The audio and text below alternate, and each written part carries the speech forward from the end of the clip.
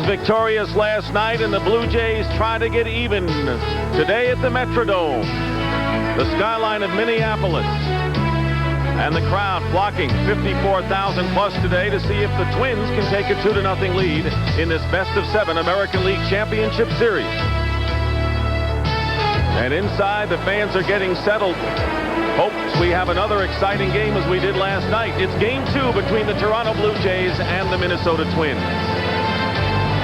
And good afternoon again, everyone. I'm Dick Stockton, and not only the Minnesota Twins trying to win their second straight game over the Blue Jays, but they can tie an all-time postseason record for consecutive home wins at 8. You'd have to go back to the days of Babe Ruth and the New York Yankees, but that's what the Twins could do if they win today. It would be 8 straight home wins in postseason. And my partner, Jim Cott, still talking about last night's game, and one of the pivotal plays occurred in the 4th inning when it was 5-0 in favor of the Twins, and Roberto Alomar was thrown out at home on a fine relay after Joe Carter doubled, and a lot of people say that was a play that shouldn't have been made. Well, Rich Hacker, the Blue Jays third base coach, has been aggressive all year long, and it's paid off. But a couple elements in this play. Those 2 perfect relay throws, and Alomar was not running hard from first base all the way. You see him peek at Hacker right there. He was surprised to be sent home. Ball players shouldn't take those things for granted. Rich Hacker's taking all the blame. I don't think it was really all his fault. And we didn't think so last night. As a matter of fact, Rich Hacker said, you know, you're trailing 5-0 to Jack Morris. You want to get something started. It foiled, and the team lost by 1 run. Meanwhile, let's move on to today's action. And Juan Guzman is going to be pitching for the Toronto Blue Jays, and he won 10 straight before his defeat in the last weekend. Kevin Tapani, the most consistent pitcher for the Twins this year. Cito Gaston started with the knuckleballer last night. Won't see any of those today. Juan Guzman, a hard thrower, candidate for Rookie of the Year. And Kevin Tapani, the best control of any starting pitcher in the American League. Another great matchup. Tapani and Guzman, and we'll be back with the starting lineups from Game 2 at the Metrodome in just a moment. CBS Sports coverage of Game 2. Devon White leading off, Roberto Alomar hitting second, and Joe Carter, right fielder, batting third. John Olerud at first base, the cleanup hitter. Kelly Gruber will be at third base. Candy Maldonado in left field. Batting seventh, the designated hitter Rance Mullenix. Behind the plate once again is Pat Borders, and Manuel Lee at shortstop, batting ninth for the Blue Jays. And in the field for the Minnesota Twins, Dan Gladden will play left field. Kirby Puckett in center. Shane Mack in right. Identical alignment to last night. On the infield, Mike Pagliarulo at third. Greg Gagne is the shortstop. Rookie Chuck Knobloch at second. Ken Herbeck, the first baseman. Brian Harper will do the catching. He'll catch 16-game winner Kevin Tapani. Tapani, a 4-pitch pitcher with a deceptively good fastball. He'll get it up there in the 90s. A split finger or forkball. Outstanding changeup, and a slurve or a slider that he'll throw to the right-hand hitters. The umpires for Game 2 calling balls and strikes. Mark Johnson, Rocky Rose at first base, Tim Welke at second, and Mike Riley at third. Jim McKean is down the left field line, and Larry Barnett, the crew chief who called balls and strikes last night, is in right field.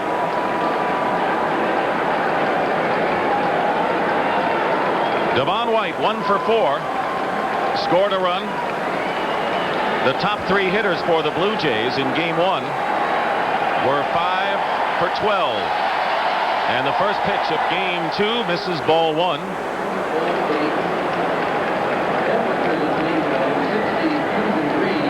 Alomar and Carter to follow.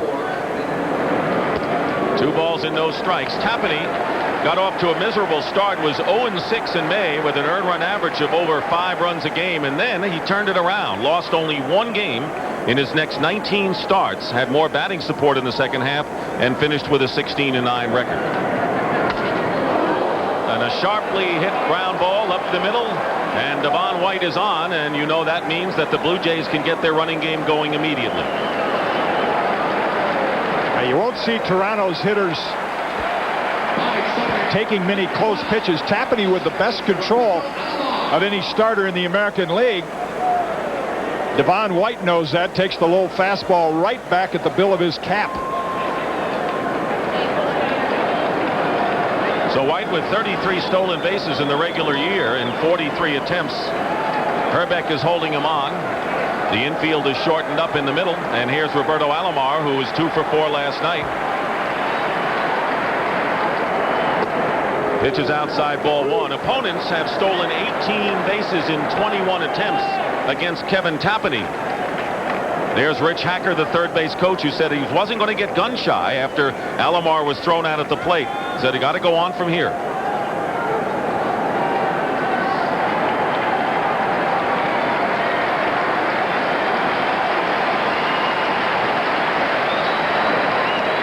Yeah, and I think the Blue Jays have scored runs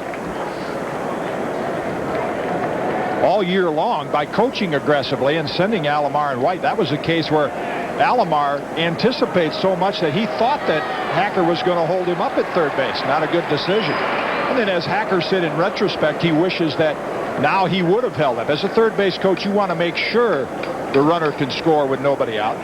But it took two perfect throws to get him. A lot of elements in that play. Magnified, of course, because this is championship series. And Olerud, the next hitter, bounded out to second, and the next hitter, Gruber, struck out. 1-0 the count.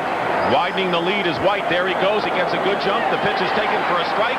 And in at second with a stolen base is Devon White. His first stolen base of the series. As expected, the key to that Blue Jays offense is getting White on first base. A quick peek in. Look at those long strides. Now, right here is a skill that base runners have developed. They make the head first slide, and they have the ability to hang on to the bag. Watch him come off the bag for just a moment, and he has to drag that back foot to keep it on there. And that's why Tim Welke had to hesitate a little bit to see whether the leg did come off. So the count to Alomar, 1-1, as he lays down a perfect sacrifice bunt, Paliarulo to Herbeck. And moving to third is Devon White. So Alomar does his job, and the Blue Jays have a runner at third and one out. Cito Gaston wants to get the early lead tonight, this afternoon, and give his bullpen a chance to come in and hold it. Thus the sacrifice bunt in the first inning. There is Cito Gaston. 10-year career as a player, mostly with San Diego, also with the Braves and the Pirates, and believes, as Tom Kelly does, to let him go out and play. Here's Joe Carter. Fly ball would get the run in. Swings and fouls the fastball back. Strike one. Yeah, and with Devon White's speed right now, even with that infield in, chances are the Blue Jays will have the contact play on. Any contact by Carter off the turf, apt to take a high bounce. White will be headed toward home. So the Twins not conceding the run. Forkball is in for a strike. Tom Kelly, who just marveled at the game. He didn't want congratulations on how the Twins played and won. He says, wasn't that a great show for the fans? No balls and two strikes to Carter with Olerud on deck. And a line drive to right field, base hit, and the Blue Jays have their first lead of the series as Carter drives in Devon White, and it's 1-0 Toronto here in the first inning. That's how the Blue Jays got back in the game last night. Some 0-2 counts and a couple of high pitches from Jack Morris. See Harper's target. He wants the ball down around the knees, but the split finger comes in about belt high. Not a good 0-2 pitch from a pitcher's standpoint. Here's Olerud, who was 2 for 4 and knocked in 2 runs last night. And there goes Carter. And the throw to second base. Carter is out. Perfect throw by Harper. But Knobloch had to hold on to the ball. Gagne, that is.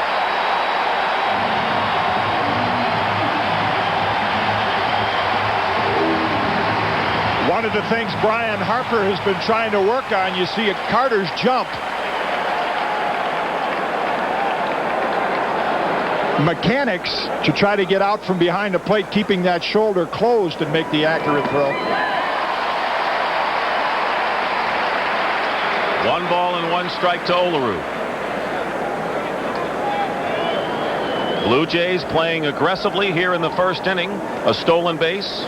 Carter caught stealing. This is a ground ball that Knobloch should handle. And that'll retire the side, but Toronto scores a run on 2 hits. And the Twins coming to bat.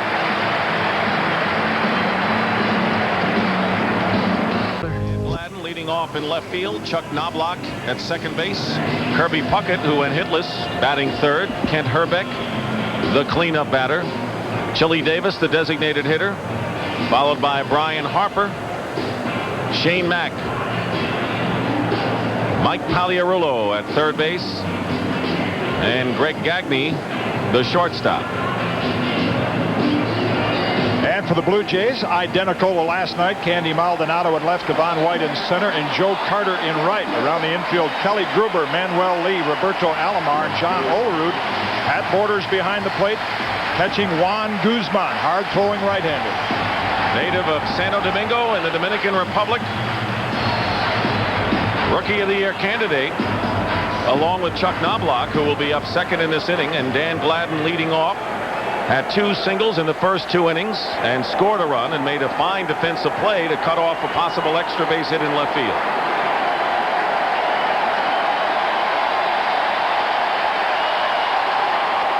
Swing and a miss, and that's what you'll see a lot from Guzman today. Cito Gaston not concerned at all about starting a rookie in front of this crowd in this pressure situation. Guzman has pitched a lot of big games for the Blue Jays last part of the season. Fastball, call strike 2. And the other thing that he talked about is in his native Dominican, he played in front of some crowds that were rather hostile. He said, this isn't going to be anything different for me.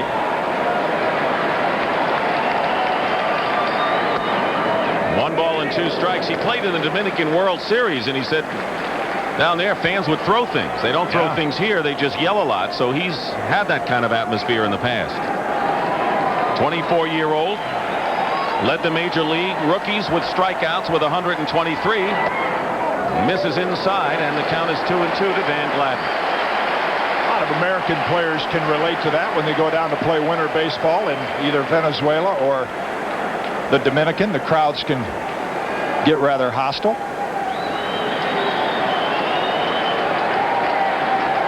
Two pitch. And the count runs full. If you don't get Guzman early, you may not get him at all. He had a lot of first inning problems this year. His earned run average, as you see, 5.48. The rest of the game, a nifty 2.49. That last pitch was a key pitch for the Twins. The key against Guzman is to lay off that high fastball. Here's the 3-2. Low, not even close, and Gladden's aboard.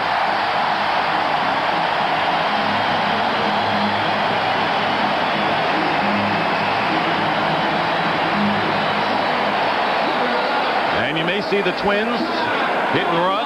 Gladden with 15 stolen bases. Knobloch knows how to handle the bat. And Guzman with a much quicker delivery to home plate than Tom Candiotti. As a result, the Twins are more apt to hit and run as opposed to the straight steal. Knobloch got off to a good start in his postseason debut as a rookie. 2 for 3. Couple of stolen bases and scored a run last night. Ball 1 up high.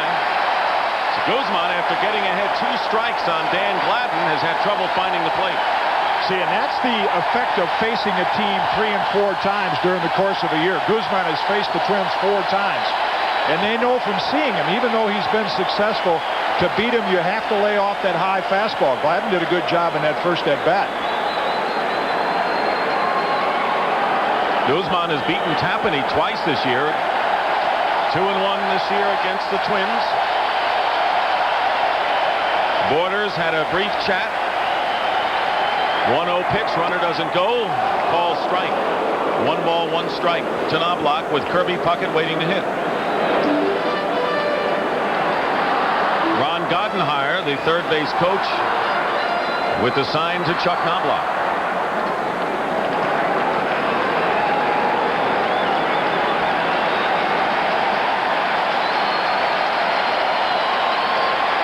First, and Gladden dives back safely.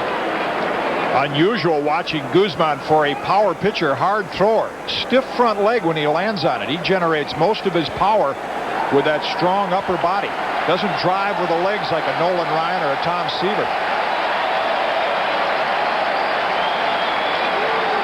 And there goes Gladden, and the pitch is fouled off to the right. So the Twins were playing hit and run, and Gladden will come back. Keep in mind, the count is 1-2. Knobloch had only 1 sacrifice bunt this year, so you're right. The Twins were playing hit and run, or just straight ball. Roberto Alomar look to Guzman momentarily. Twins had 4 stolen bases last night. Kind of beat the Blue Jays at their own game. There's Alomar. 1 ball, 2 strikes, nobody out. Blue Jays lead 1-0. Swing and a miss, and Knobloch swings at a bad pitch outside the strike zone, and there's 1 away. See, watch the front leg when it comes down. It almost stiffens up, and then he really generates some power from that upper body. And that was the breaking pitch right there that he got Knobloch on. Not the classic drop and drive off the back leg power pitcher, but he gets it up there in the 90s consistently. Kirby Puckett. Everyone in the Twins batting order last night hit safely with the exception of Kirby Puckett and Pagliarulo, and the number 8 position, Leas and Larkin, 2 pinch hitters. He was safe on an error. Now Gladden dives back, had a good lead over at first base.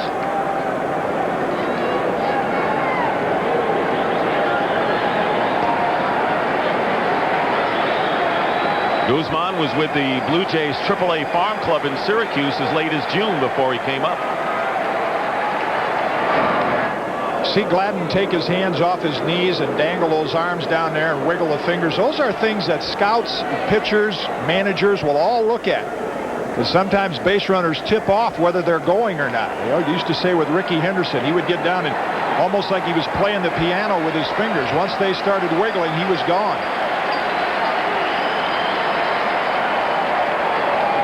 Fastball swung on and missed, and the count, no balls and 1 strike, and that was the best fastball that Guzman's thrown so far. And once he gets settled into the game and gets the ball in the strike zone, he has been just about unhittable for the Twins. That last pitch was 94 miles an hour.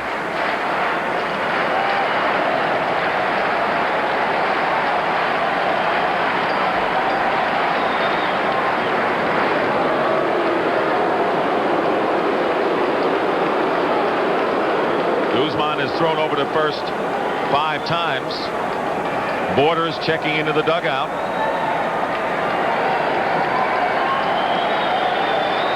Outfield is deep and straight away for Kirby Puckett. Runner does not go, and the pitch is taken low, 1-1. During Kirby Puckett's early years in Minnesota, he had more power, he had more speed. They would seldom hit and run. Keep the runner at first base and let him swing away because there was not as much of a threat of hitting into a double play. That graphic tells you things are different. Now they will hit and run a little more with Puckett.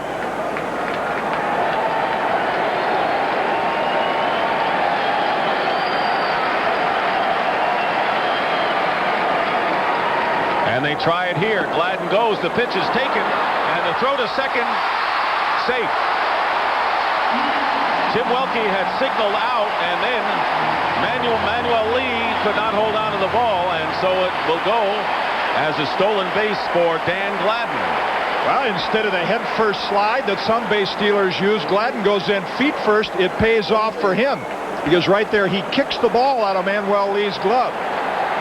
Gene Michael, the New York Yankee general manager, probably the best I've ever seen at getting the tag in and getting it out. Once you leave it in there a little long, Gladden is going to use that front foot, the spike, right there and kicks the ball out. And right now, Lee is shaken up, and the trainer going out to see how he is, and it's his left hand. Jammed it, apparently Lee is saying. Indicating there's probably no cut. You see him working his way up the arm, so it was more of getting the hand jammed possibly against the bag when Gladden slid in there. Jim, that appeared to be a straight steal, not a hit. Yes, it was. And unusual against Guzman because the Twins do hit and run a little more often with his ability to get rid of the ball. See right there, Gladden slides in, and that jams Manuel Lee's hand and arm against the bag, almost like a little hyperextension. But it is the advantage from a base stealer's standpoint of sometimes going in feet first instead of head first. 2 balls and 1 strike to count to Puckett. With Kent Hrbek on deck, Twins have the tying run at second base with 1 out in the bottom of the first inning. Crowd loves this guy at the plate.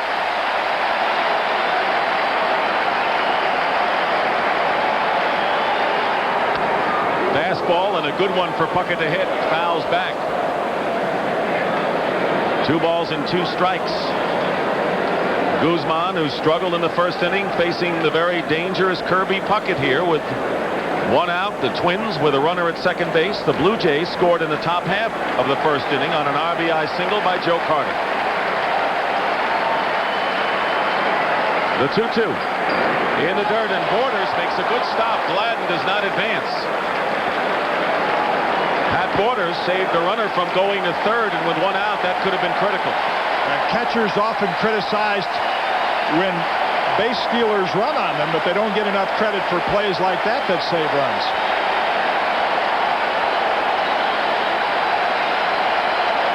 Three and 2 to Puckett.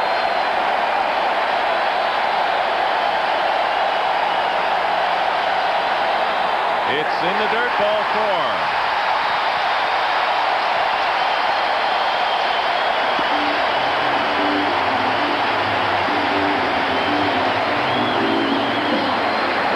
Here's Kent Herbeck.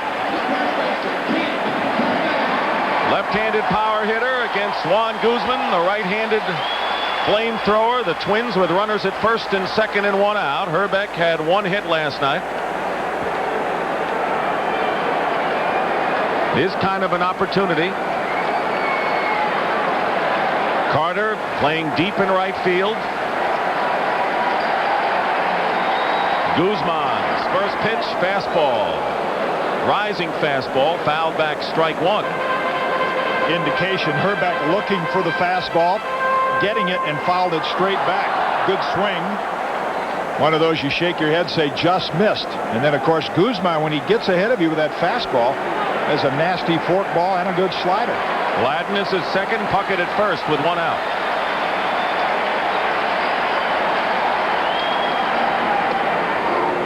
There's a call strike. Breaking ball, and Herbeck questions Mark Johnson on that call. Yeah, it was a late call and not a real demonstrative call by Mark Johnson. That's why Herbeck turned around. You see sort of a little abbreviated action with that right arm. Not sure what the call was. Off the inside corner, and Herbeck behind in the count. 2 strikes, 2 runners on. Twins trailing 1-0 here in the first inning. A lot of action on the base paths here in the opening frame, and this pitch is popped up. Borders chasing it, but it'll go out of play.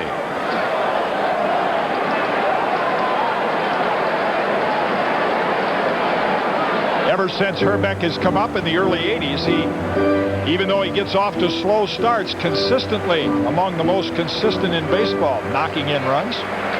And he has hit 20 home runs or more in 8 consecutive seasons. No balls and 2 strikes.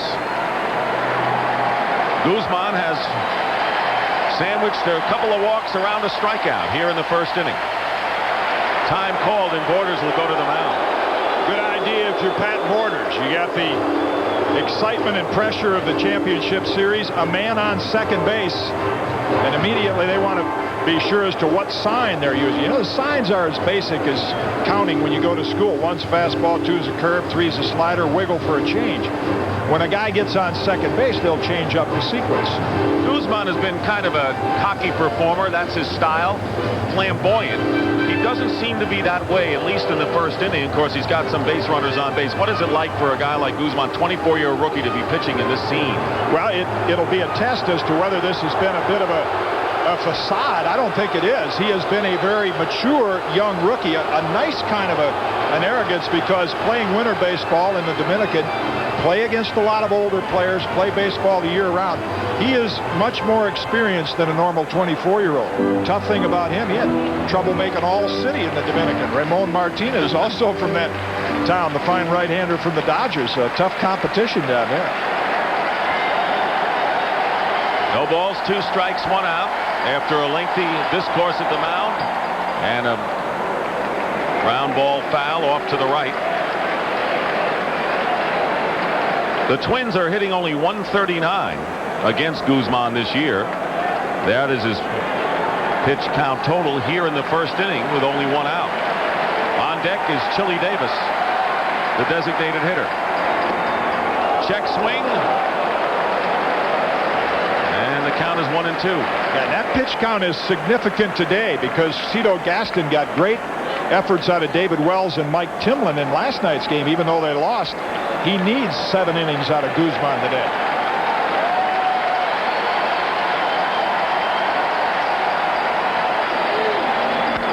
Fastball is popped up to the left side of the infield. Kelly Gruber in foul grounds makes the catch for the second out.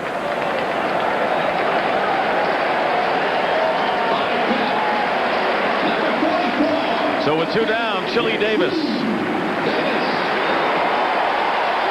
drove in 2 runs with a first-inning single last night, scored a run and stole a base, will try to get the Twins even at least here with 2 away. None of the Twins have had much success in this rookie season against Guzman.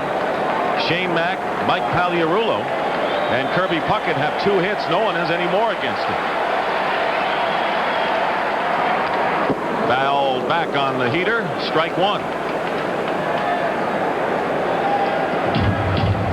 Shows you the results against Juan Guzman and some of the other pitchers in the American League.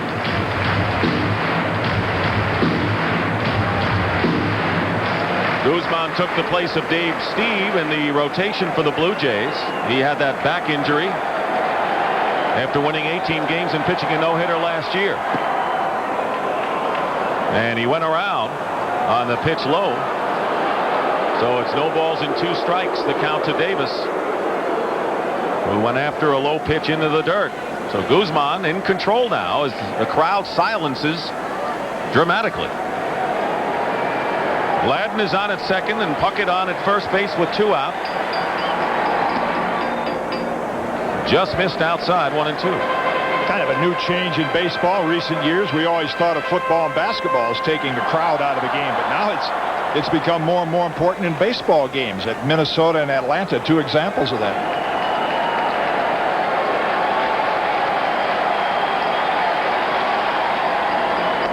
Strikes out on a fastball, and Guzman walks 2 and strikeouts 2, and the Twins leave a pair. And after 1 inning of play, it's the Blue Jays 1 and the Twins nothing. We all live with. Fired Tom Trebelhorn a day after Sal Bando took over as general manager of the Brewers. Not a big surprise. Rumored for about the last month that after the season, Dalton and Trebelhorn might go. Bando, if he wanted the general manager's job, could have it, and that's his old roomie. He may well be the manager. Gene Tennis, who won 19 and lost 14, taking over for Cito Gaston's back problems in 33 games.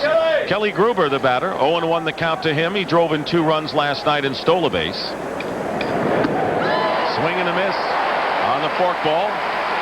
No balls and 2 strikes. Olerud and Gruber each drove in 2 runs to account for the 4 scored by the Blue Jays last night.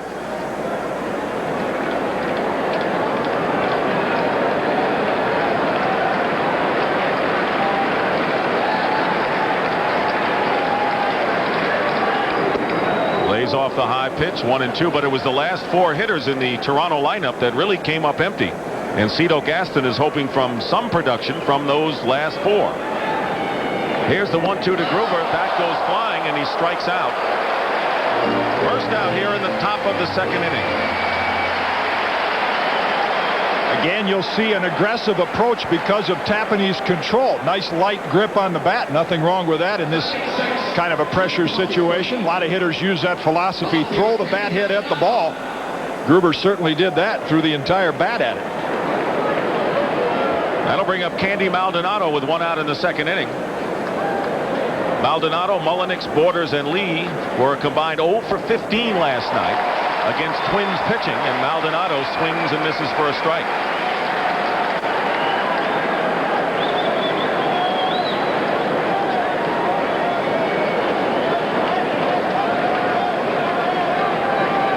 It's been an Achilles heel for the Blue Jays all year, the bottom part of the batting order.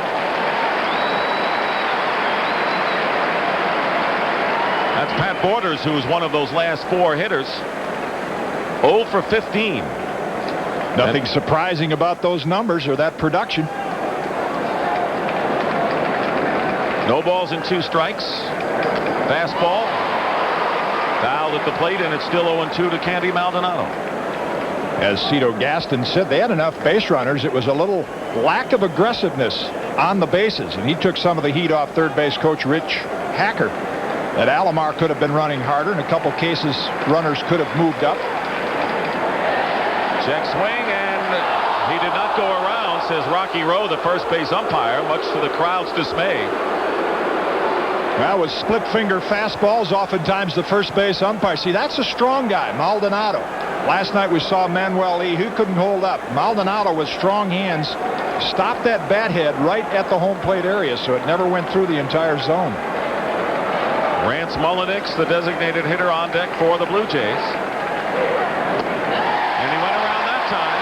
2 strikeouts here in the second inning and 2 down. Talked about the deceptive fastball, that almost choir boy look of Kevin Tapani, and easy motion. But that fastball coming in high 80s, low 90s most of the time, and it sneaks up on the hitter. That's what they call a sneaky fastball. Rance Mullenix, 0 for 4 last night, takes low ball 1. Cito Gaston telling us that I'm going to try as many DHs as I can to see who can do it. Now, Mullenix went hitless last night, but he's in there again today for another chance. 2 out, nobody on base. 2-0. Yeah, if there's one glaring difference between these two teams who are so evenly matched, it would be the designated hitter. Tom Kelly just writes Chili Davis in there. A lot of home runs, a lot of RBIs. Blue Jays don't have that luxury. They've got Mookie Wilson if Cito wants to make a change. They had Dave Parker down the stretch, but he wasn't eligible for postseason play. Mullenix hits a ground ball up the middle and a base hit. First hit of the series for Mullenix, and the third hit of the game for the Blue Jays, who lead 1-0. A contact hitter. You see the hands in very close to the plate. Not a big swing at all. And with the pitch breaking low and outside, Mullenix does the right thing, takes it up the middle, doesn't try to pull it. Here's Pat Borders. So after going 0 for 17, one of the last 4 hitters in the Blue Jay lineup is on base safely. And there's another base hit to left field by Borders.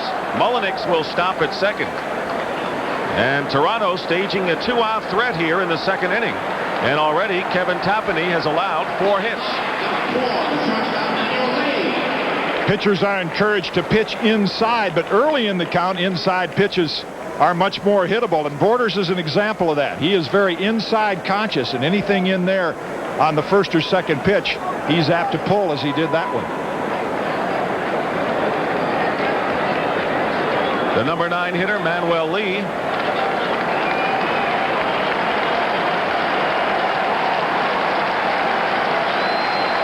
Runners at first and second and 2 down. Second inning, we've had base runners in every inning early in this game, and going to the opposite field, Lee fouls it off for strike 1. Lee is a switch hitter. Mullenix with 2-out single, now on at second base. Borders, who followed with a line drive to left, on at first base.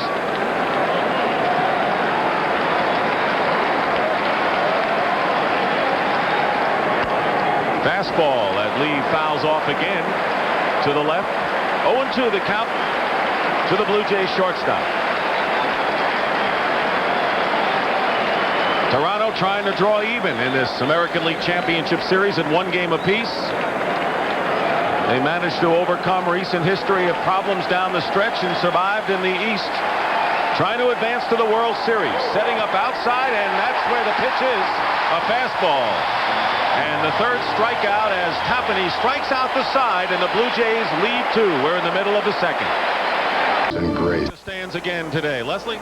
Dick, the most successful populist from around these parts may not be Eugene McCarthy. It may well be Kent Herbeck. He was born in Minneapolis, played his entire career here with the Twins. He turned down big money in Detroit to stay here. He said the best thing about growing up here is that he said the same thing to his mother since he was 6 years old. Bye, Mom. I'm going down to the ballpark. Dick? Isn't that great? Grew up behind the old Met, a little south of here in Bloomington.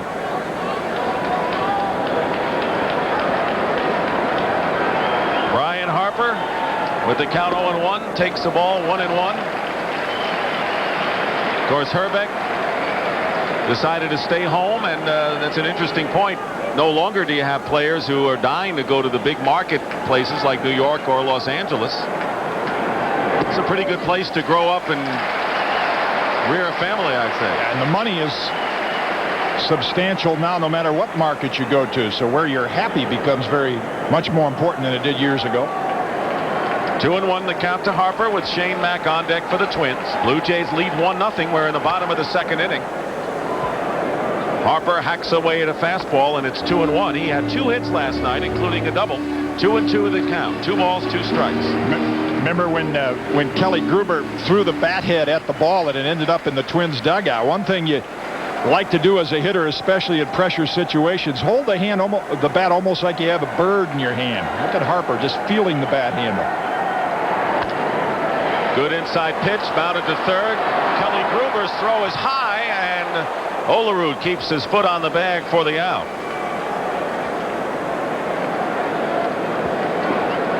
The advantage of a strong arm. You see first Gruber range toward the foul line, and then from right there. Knows Harper not blessed with great speed. Plenty of time in the strong throw. Last year's Gold Glove winner, he has been bothered by an injured thumb in the early part of this season. Healthy now. He made 2 errors last night as the Blue Jays had 3 miscues. None of them really hurt, though. Shane Mack fouls off the first pitch for a strike. Guzman, who won 10 in a row at one time. His streak was snapped in a 3-inning tune-up on the final weekend of the season against the Twins. Leading here 1-0. Breaking ball in the dirt, and the count is 1-1 to Mack, who struggled toward the end of the season, and the Twins hope that he has broken out of his late season slump with his 2-for-3 effort and an RBI last night. He was the MVP of the second half of the season for the Minnesota club. Fouls it off to the right, 1-2. Almost like that first inning. Once Guzman worked through that, he's a much more relaxed pitcher and a lot more pitches in the strike zone right now. Not many 24-year-old rookies could come into the Metrodome in a championship series situation and appear to be that relaxed.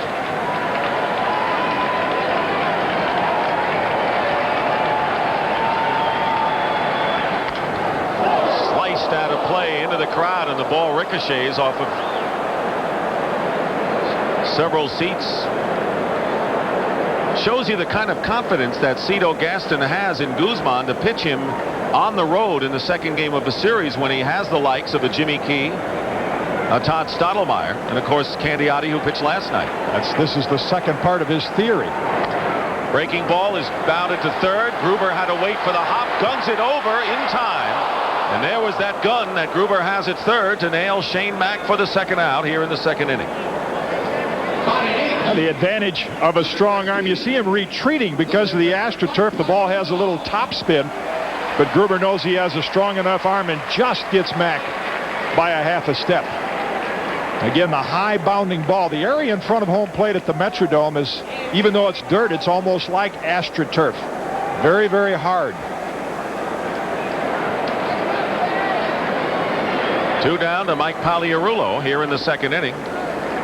Breaking ball in the dirt, 1-0 the count. Pagliarulo was 0 for 2 last night before Tom Kelly pinch hit for him, Scott Leyes, and then Gene Larkin pinch hit for Leyes. So 3 different third basemen for the Twins in game 1.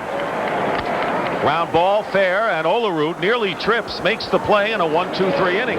So Guzman settles down in the second inning, and after 2, it's the Blue Jays 1 and the Twins nothing.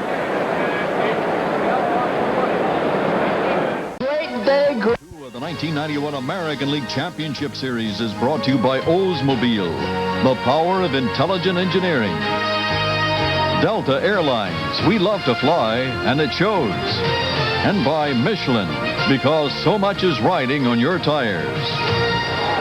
The Blue Jays lead 1-0, and we're seeing a contrast in the kind of pitcher that the Blue Jays had. They had the knuckleballer Candiotti last night. Now they have the fireballer in Guzman. A lot of question to Cito Gaston about why did you start Candiotti. Today's an example why. Guzman, now the hard thrower, And if he wins this game, Gaston is right back in the position he wanted to be in with his veteran Jimmy Key going in Game 3. As it turned out last night with Candiotti leaving the game in the third inning and Wells and Timlin coming in, the Twins actually saw more fastball pitchers than they saw breaking ball or knuckleball hurlers.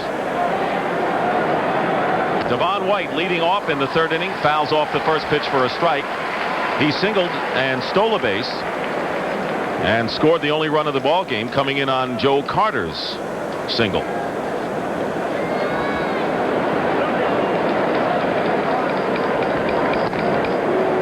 Fastball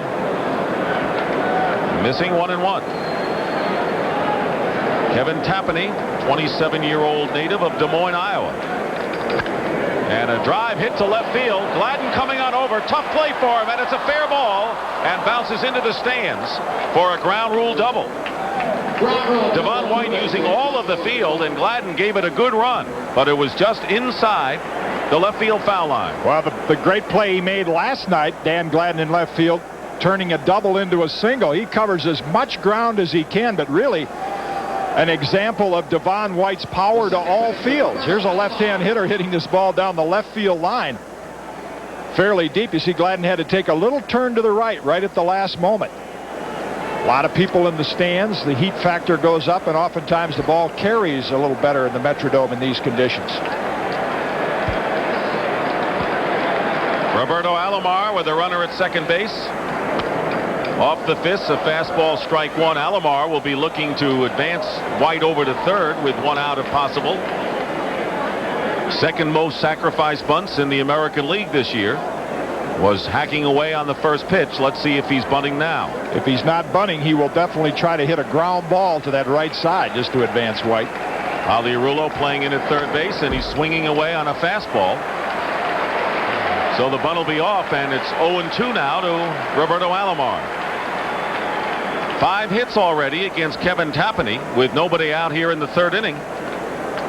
2 singles in each of the first 2 innings. The Blue Jays have only a 1-0 lead, however. There's White with the lead at second base. Pitch is in tight. So the last at bat he bunted, and the immediate question is why wouldn't he bunt again? But I think Cito Gaston's saying this young man has a lot of ability. If the Twins anticipate a bunt, he's probably going to get a high fastball. He turned him loose, let him swing. And a high chopper that'll advance the runner, and the throw to first base safe at first. Aliarulo fired it over there, but Roberto Alomar beats out an infield hit, so the Blue Jays have 2 hits so far in each of the first 3 innings. You know, it's a reaction that even good players have as you see the changeup come in, and all Alomar tried to do is chop it off that hard area. The head first slide, it's instinctive. It's not the way you're taught. You're taught to run through the bag. You don't reach first base any quicker with the head first slide. In fact, it takes you a little longer. But it's an instinctive thing to try to beat that throw, to go with a head first dive. There's the infield alignment for the Twins. Joe Carter, the batter, with nobody out. Runners at first and third. Carter drove in the run in the first inning when the Twins had their infield in and a runner at third. The bluff to third, and not much of a lead by Alomar at first. 2 good base runners on board for the Blue Jays. Devon White at third, and Alomar, who had 53 stolen bases, on at first base. And Carter, who can drive him in. And a looping pop-up that's caught by the shortstop Gagne. And Tapani with a fine pitch jammed Carter, and that's the first out here in the third inning.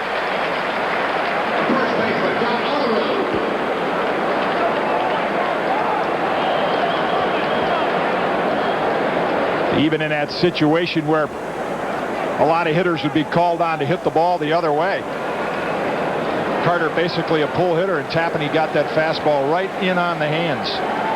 Here is Olerud. He's got a good part of the right side of the infield with Herbeck holding Alomar on. First pitch is outside, ball 1. The Blue Jays may want to stay out of the double play and start Alomar here. Yeah, he's on his own. He'll try to read Kevin Tapani, and we showed what Gladden did as a base runner in an earlier sequence, and pitchers and coaches will look for some little habits that Alomar might have to tip off whether he's running.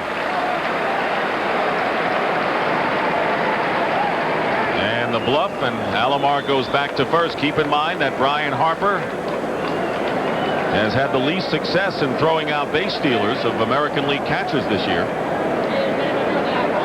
That did not come into play last night as the Twins jumped out in front 5-0. 1 ball, no strikes to Olerud. And there goes Alomar, and the pitch is taken for a strike and no throw. And in at second with a stolen base is Roberto Alomar. That's his first stolen base of the series. You watch Alomar right there. No indications, no lean, nothing that the Minnesota Twins could look for that would indicate he was going. But he has such great base running instincts. As soon as Tapani picked up that leg, he was gone. Gagne at shortstop, you see, moving back.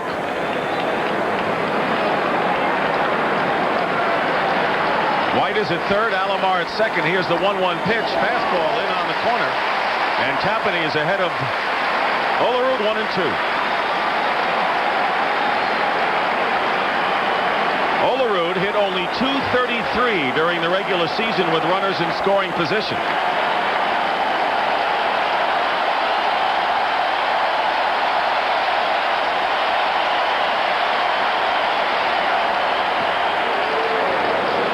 Two balls and 2 strikes.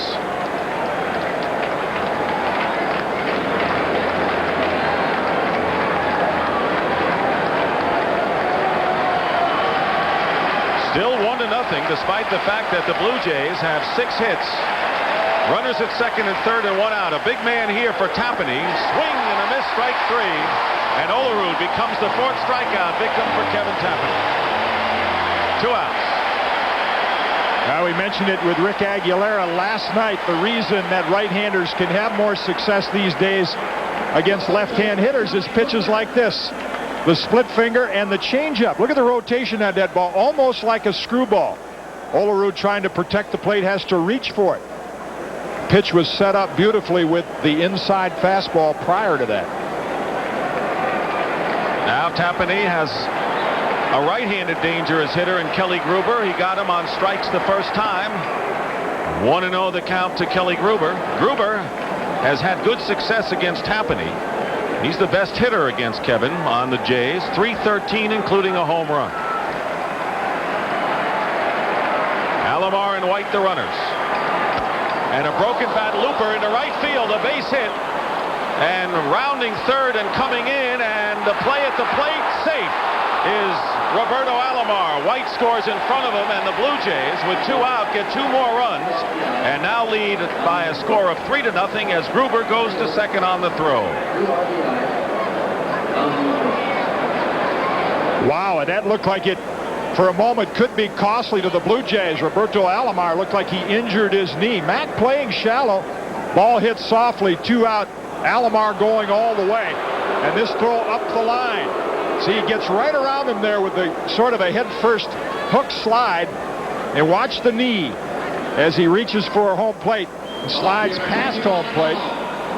Mack in perfect position, but not a particularly strong or accurate arm. Hacker, the third base coach, knows that. And that's what helps make the play, the head-first slide. Andy Maldonado takes a strike. They're working on Alomar. Earlier, Manuel Lee was shaken up on a stolen base. Alomar, maybe the most valuable player on this club. It is another broken bat looper, and Knobloch handles it to retire the side. But the Blue Jays get 2 runs, and we'll return to the Metrodome after this message and a word from your local station.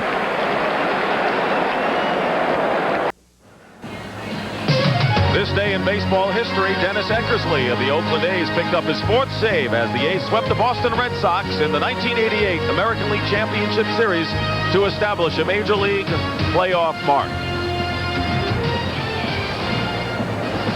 And many anticipated that scene taking place again this year in the American League West. A surprise in both West divisions in Major League Baseball. Roberto Alomar took an exceptionally long time to get back on the field. He talked about the hard area around home plate area. Even though it's dirt, it's almost like AstroTurf, and that's what he banged that knee against. I don't think it was anything that he twisted. It was just that you make contact with the ground right there. There's the head first slide and the reach for home plate, but when you make contact with the ground in that area, bangs that knee up and possible bruise. Greg Gagne, the number 9 hitter for the Twins, looks at a fastball, strike one. Guzman has walked 2 and struck out 2. He's retired 5 batters in a row after a shaky early start in the first inning, and is ahead of Gagne 2 strikes. You mentioned the scene repeating for the A's, and you've got to give the Twins a lot of credit because they kind of ran away in a lot of ways. They had an 8-9 game lead in the toughest division in baseball with all those great pitchers that they had to face this year. Breaking ball is lifted into center field, and Gagne's aboard with a base hit. And that's the first hit of the game for the Minnesota Twins. Leadoff hit by Gagne.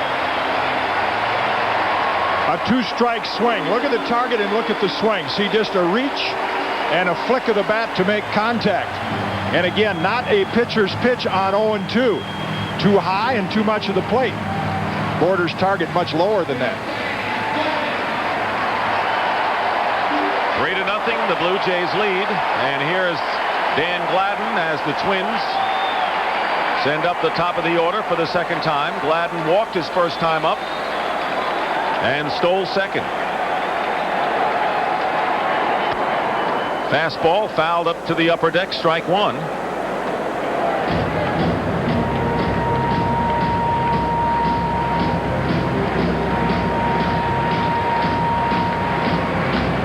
Solid left fielder. Tom Kelly said, regardless of how he hits, I need his glove there, and he showed why last night.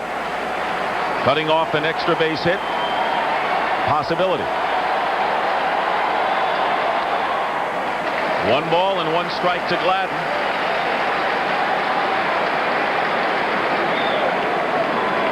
In the American League Championship Series, West Division teams have won 15 of the last 16 series from the East.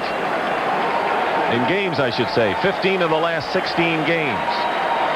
Blue Jays trying to win one here. Swung on and foul tipped, 1-2. Fastball from Guzman consistently in the 90s, and a lot of pitchers you'll see a drop off in the latter part of the ball game.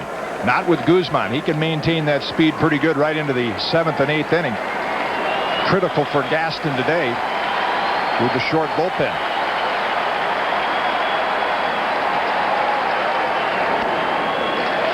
Two and two. Ideally, he'd like to stay away from Timlin and Wells and get this game to the 8th for Ward and Hinkie.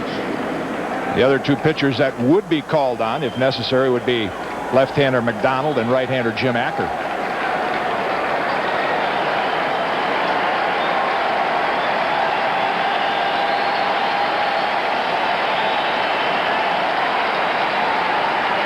Here's the 2-2 pitch. Ground ball hit to shortstop. Lee touches second for the force, throws to first in the double play. Manuel Lee handles the sharp grounder by Gladden, and there are 2 down now. Nobody on base for the Minnesota Twins. Hit sharply, but Lee right there. Notice how he keeps the ball in front of him. Knows he has plenty of time with the ball hit sharply off the turf. Gets the footwork to collect himself, and the rest is pretty routine. Chuck Knobloch with 2 out and a base hit to the opposite field. You got a fastball up, and Knobloch with his 3rd hit of the series is aboard with 2 away. So the double play was a timely one for the Blue Jays, but Kirby Puckett coming up now with 2 out. Notice now more swings early in the count by Minnesota. Guzman has shown the hitters that he's getting his fastball over, and they don't want to take that fastball and have to hit at that slider or breaking ball, so a lot more first pitch hitting. Here's Puckett, still looking for his first hit.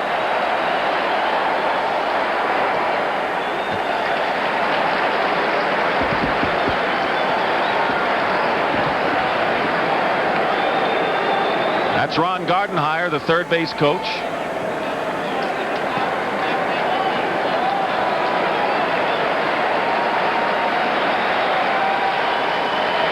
Knobloch led the Twins in stolen bases, but his team is trailing 3-0 here in the third inning. And not apt to steal in this situation with Puckett at the plate.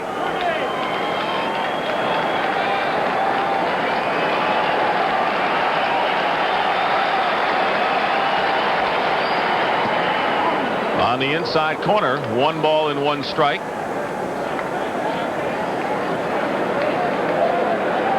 See a lot more of what Kirby Puckett is doing almost by habit on the big league level now. After every pitch, hitters will look at the coach for a sign, even then when there is no need for a sign, like on 0-2, and if it's in there you have to swing.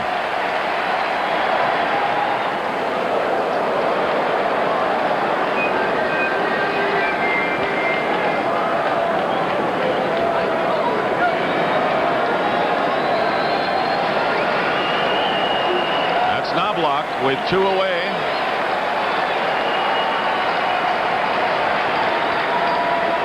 In the dirt, and the ball gets by Pat Borders, and Knobloch will move on to second base.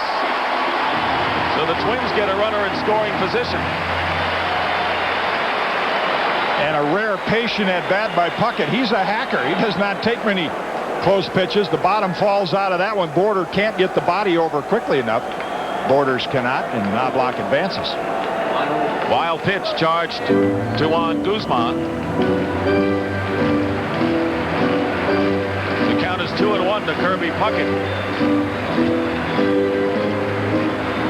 Twins trail 3-0, trying to generate something here. They've got one of their best run producers with a runner in scoring position against the rookie right-hander who has done well against the Minnesota Twins in his rookie season. Puckett can hit to all fields. Here's the 2-1. Breaks outside, 3-1. Ken Herbeck, the left-handed batter, is on deck.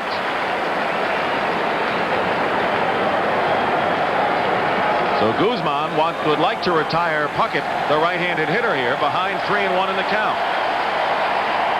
Fastball in there, and the count is full, 3-2. Again, in this situation, 3 runs down, you're seeing a much more patient Kirby Puckett because of what you referred to, Ken Herbeck in the on-deck circle. Like to get that tying run to the plate, Puckett would. 3-2 pitch. And a chopper up the middle, base hit to center field. Knobloch rounds third and will score. And the Twins get their first run, now trailing 3-1, and Kirby Puckett finally gets a base hit.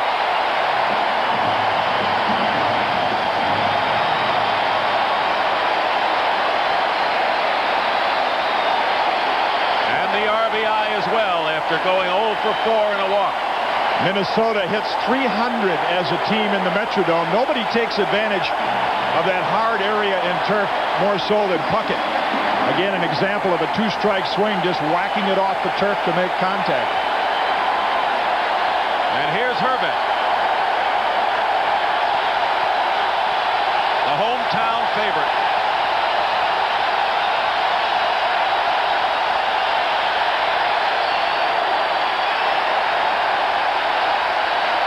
And that wild pitch by Guzman, enabling Knobloch to move to second, set up that Minnesota run. 3-1 in favor of Toronto.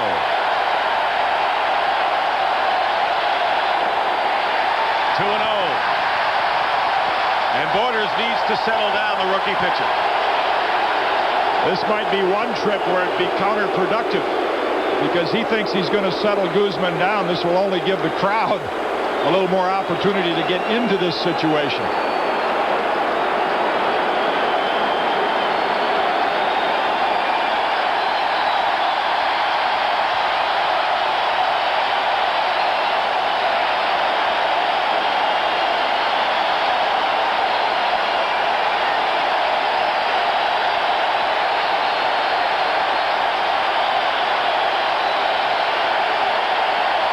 He should get a good pitch to hit here. Here's the 2-0.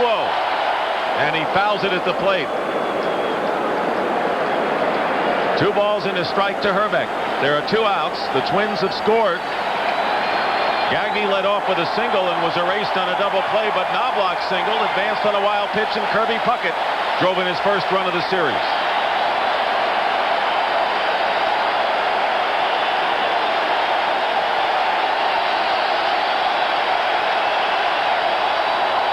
Ground ball foul down the right field line. Yeah, again, a hitter's swing and the way he fouls the ball off could tell you a lot as a pitcher. Fastball situation, Hrbek is ready for it. See that funny bounce that ball took off that area in front of home plate, just fouled. Now Guzman and Borders know Hrbek is set for that fastball inside, much more apt to get something off speed or outside. Borders appears to be setting up outside.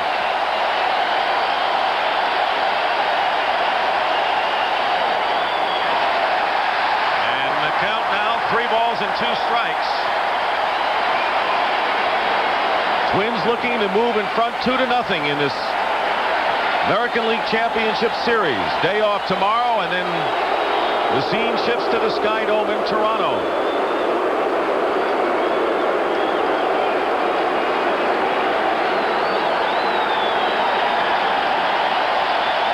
Can't sit still. That's Dan Gladden. 3 balls and 2 strikes to Kent Hrbek. There goes the runner, and a drive hit to center field. Devon White is there, and he makes the catch. But the Twins get a run on 3 hits and leave 1. We have completed 3 in Game 2 at the Metrodome. The Blue Jays lead the Twins 3-1. You're watching CBS Sports coverage of the American League Championship Series. This game summary is sponsored by AT&T. Kelly Gruber with a 2-run single now has knocked in 4 runs in the series. Kirby Puckett finally got untracked to knock in the Minnesota run, and the Twins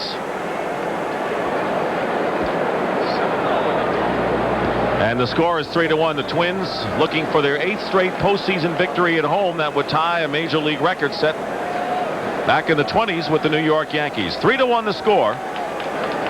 Rance Mullenix hits a drive down the left field line, and that's going foul. The totals after 3, the Blue Jays 3 runs, 7 hits, and no errors. The Twins 1 run, 3 hits, and no errors.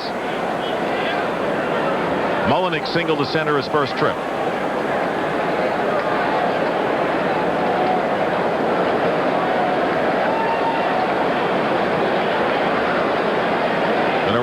Pinch hitter for the Blue Jays in recent years, now in the DH role.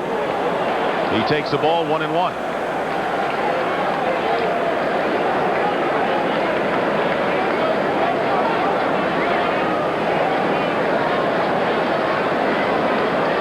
Laying back on the left side of the infield. That pitch is low.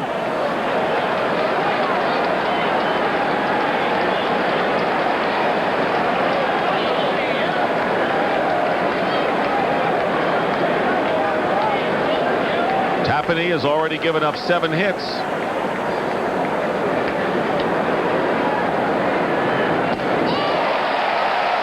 Two balls and 2 strikes.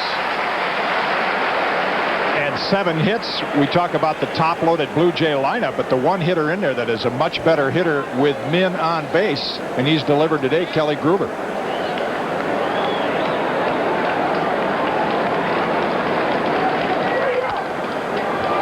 Gruber got the single to drive in 2 runs in the 3rd inning after Olerud had struck out with runners at 2nd and 3rd, and it appeared as if the Blue Jays let another opportunity go by the boards with a runner in scoring position where a fly ball would have helped. They had only had 1 run after a bunch of hits, but then Gruber delivered with a single to right field. Not sharply hit, but it got the job done, and 2 more runs came across. Pitch just misses outside, and the count is 3-2. To the 35-year-old veteran Rance Mullenix. Tapani is the kind of pitcher that fielders love to play behind, and hitters like to go up to the plate. Not that he's easy to hit. They know he throws a lot of strikes, always around the plate. And there's a rare walk. Mullenix trots down to first in his career, and now we're looking at 68 career starts counting today. Tapani has never walked more than 3 batters in a game, and Mullenix on at first is the first base on ball. the best starter in the American League. Walks per 9 innings. Brings up Pat Borders, who singled to left field his first time up. That was a sharply hit line drive to left.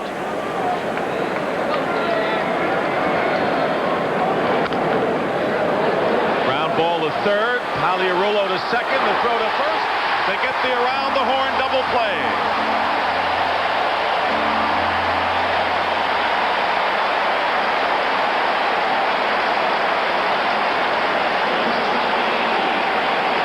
Paliarulo near the line on a ball that's not hit very sharply, but the quick release, and here's what makes the double play. The rookie second baseman with a strong arm, and on the receiving end, Herbeck, the experienced first baseman. I mean, Paliarulo was right on the bag. Watch the stretch. The stretch and the strong throw make that play. If there had been runners at first and second, it would have been a triple play because Paliarulo had his foot on that third base bag. Here's Manuel Lee. Watch out. Pitch inside. Has to dance away. Lee took a called third strike his first time up.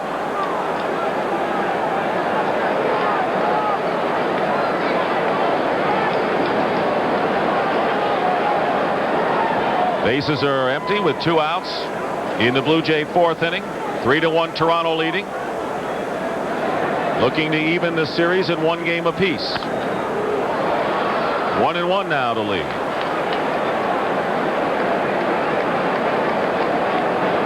Paliarulo respecting Lee's ability to bunt.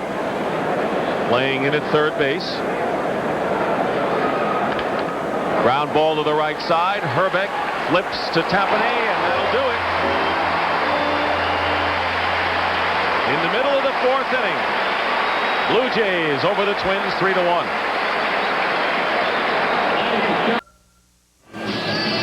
Back at the Metrodome last night here, the combination of the billowy roof and the lights confused outfielder Joe Carter, who lost Shane Mack's drive to right. He said he much prefers to play here in the daytime, although the 4 rows of lights most stadiums have only 1 row, is very confusing. He said it's like flash bulbs going off in your face. He said that he hopes secretly that he does have balls hit to him so he can stop worrying about it and move along. Shane Mack is up this inning. We'll see what happens. Dick? All right, Leslie, thank you very much. Carter was playing in, but he definitely had problems in picking up the ball. Chili Davis takes ball 1, leading off in the 4th inning. He struck out his first time up. There's that bank of lights for a left fielder and right fielder. They're always fearful of that if those semi-line drives like Shane Mack hit last night get in that bank of lights, you just cannot pick up the ball. Fastball popped up to the left side of the infield in foul territory. Gruber is there, and there's 1 gone. Mack up third this inning, and there's 1 away here in the 4th inning. Tonight, the National League Championship Series begins at Three River Stadium in Pittsburgh, 8:30 Eastern Time, right here on CBS. Tom Glavine, 20-game winner for the Braves. Doug Drabek. Brian Harper with 1 out, swings and misses, strike 1. He bounced to Gruber his first time. Yeah, and the Braves will be seeing a lot of pitches like that from Drabek. That was a good, sharp breaking pitch. Won't see as many high fastballs from Glavine like we're seeing from this young man. He's more of a change-up pitcher, control pitcher. Jammed him in a pop-up to Alomar, who signals off Carter, and Alomar made that catch in short right field. He was playing deep to begin with and got a good jump on it, and it was his play all the way. Normally the right fielder comes in, but with Alomar, a different story. And you notice how he made sure by throwing those arms out there was no doubt as to who was going to call that ball. With the noise factor in there, you're not able to hear the right fielder say, "I got it." So watch what Alomar does. That's the hand signal to Joe Carter. Stay out of my way. I'll handle that one. Shane Mack rounded to third his first time up and lifts a foul out of play to the right side.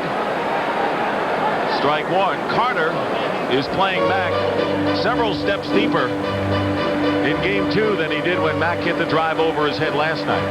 Yeah, you'll see him in run-scoring situations cheat in, so he'll have an opportunity to make the throw. But right here, he wants to play deep and get the best look he can at any kind of a fly ball. play.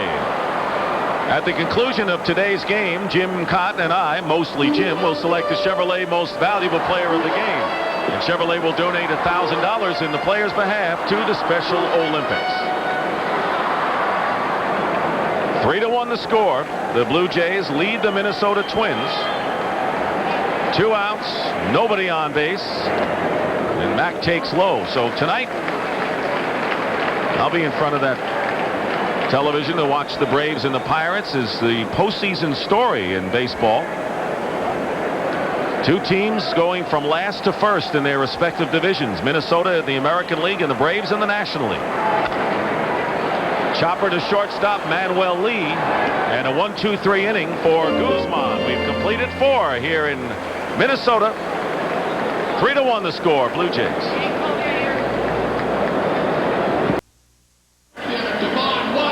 Back here at the Metrodome, Dick Stockton and Jim Cott. Carl Pohlad, who's the owner of the Minnesota Twins, has to feel delighted about this season. And you know, it's refreshing about the 2 managers because they don't make it a scientific thing. They reduce the game to the basics, don't they? What it is, the controversy of the third base coach and all the little intricacies of the game. Who pitches the best wins. Tom Kelly says that. Cito Gaston. Let the players play and decide who's the best team.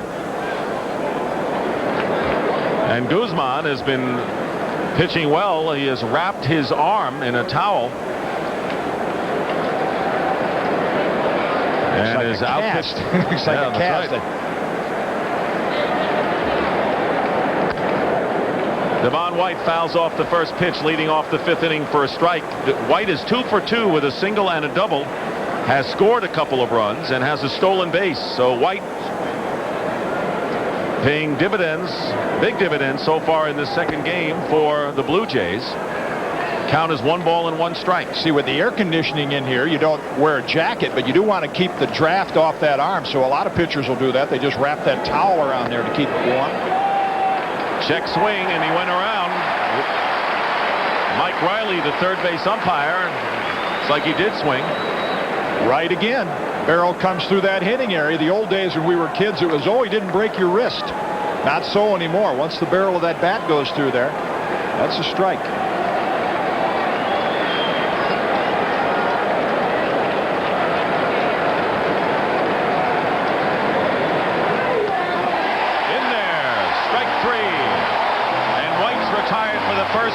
I think when we look at the replay, we'll see the pitch right on the inside corner. Good pitch. See, a hitter gives up. He doesn't see that pitch the last 8 feet. Watch the movement. Right there, White thinks it's a ball. But the movement on Tapani's pitch, you're almost going to see a screwball-like spin on this pitch. Starts inside, and then it moves back across the inside corner. White gave up on it. That was a good pitch. Roberto Alomar fouls off the first pitch, and White is still angry over that call, glaring at home plate umpire Mark Johnson. Johnson, of course, has no idea that White is glaring at him. Here's the 0-1 pitch. Fouls back a fastball up in the strike zone. 0-2 to Alomar. The top 3 hitters, and those are the danger hitters for the Blue Jays, had 5 hits last night. They have 4 hits so far in this game this afternoon, so they've delivered. And there's a fly ball hit out to center field. Kirby Puckett signals that he's got it. You see the hand signal because you can't hear anything in the dome, and Alomar is retired. 2 down in the 5th inning. Well, we saw Roberto Alomar use the arms. Kirby Puckett just uses the glove to tell Shane Mack, stay away, my territory. Joe Carter delivered a single with a runner at third in the first inning to give the Blue Jays a lead. They've never been behind in this game. And then in the third inning, with runners at second and third, Carter popped up, missed an opportunity to cash in. And a looper out to the middle of the diamond, and Gagne makes the catch. And the first 1-2-3 inning for Kevin Tapani in the middle of the 5th inning. Toronto up 3-1.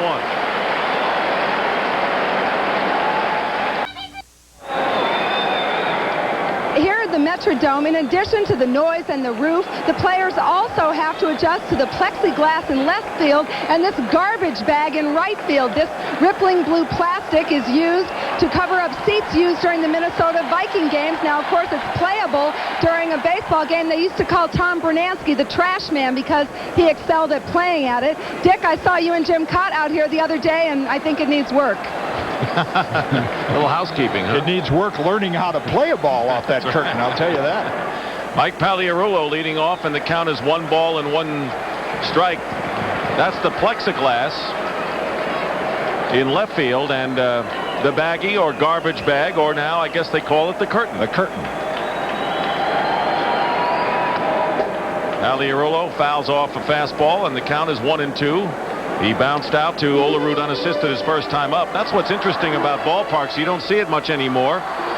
Remember in Ebbets Field, the right field wall, and Crosley Field, the terrace. all the unique little nuances. Still have the Not the cookie cutter. right. The ivy in Wrigley Field still exists. So they got the bag and the plexiglass here. The curtain. 1-2 pitch, and a fly ball down the left field line coming on over. It's foul by about a couple of feet. Gruber, Lee, and Maldonado all converged.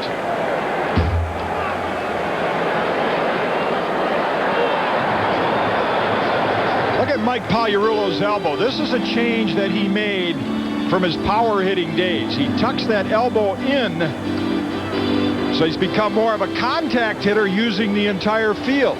See, it'll fold right back into his body, very similar to a golfer. In his early years as a power hitter in Yankee Stadium, those 30-plus home runs, he had that elbow cocked out a little bit more. He hit .279 this year, his best season at the plate average-wise. Reaches out and hits a ground ball to Alomar.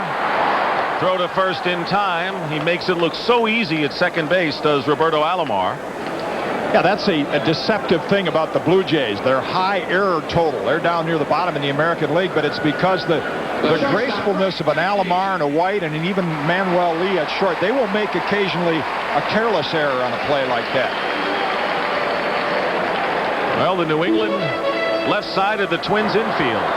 Pagliarulo from Medford, Massachusetts. Gagne, who's born in Fall River, now lives in Rehoboth, Mass. Singled his first time up and was erased on a double play. Gets a fastball and lifts it into the air to center field, where Devon White windmills everyone away and makes the catch for the second out here in the 5th inning. It's like watching NFL coaches send in the plays watching this game, with the outfielders and the infielders using their arms and hands to signal who's going to catch the ball. Saw Puckett with the glove, Alomar with the arms, and now White. He's going to do both. I got it and the glove. Fair catch. Very graceful. 2 down to Dan Gladden. Gladden had a 9-game postseason batting streak coming into today's game.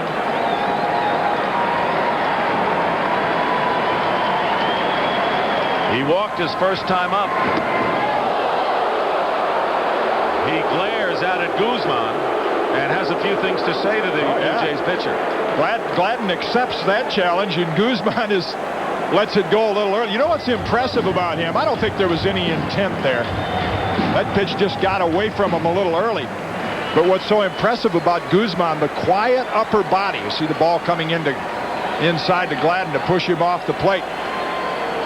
Very quiet upper body, very little head movement, keeps those eyes on the target. His control should continue to get better because of that.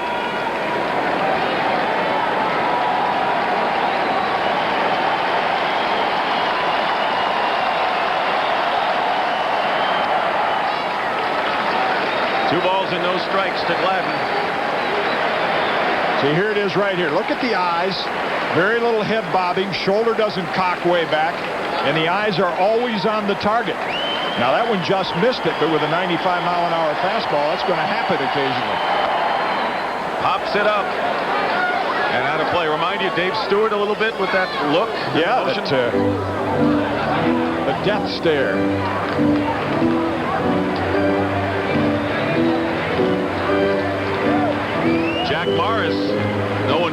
last night that he pitched the game with a head cold and a sore throat, and worked 5 in the 3rd innings, but was not 100%. And a few of those high pitches in the 6th inning were a tip-off. Blue Jays took advantage of it to get back in the game. 2 out, nobody on base. To Dan Gladden. Fouls this out of play. 2-2.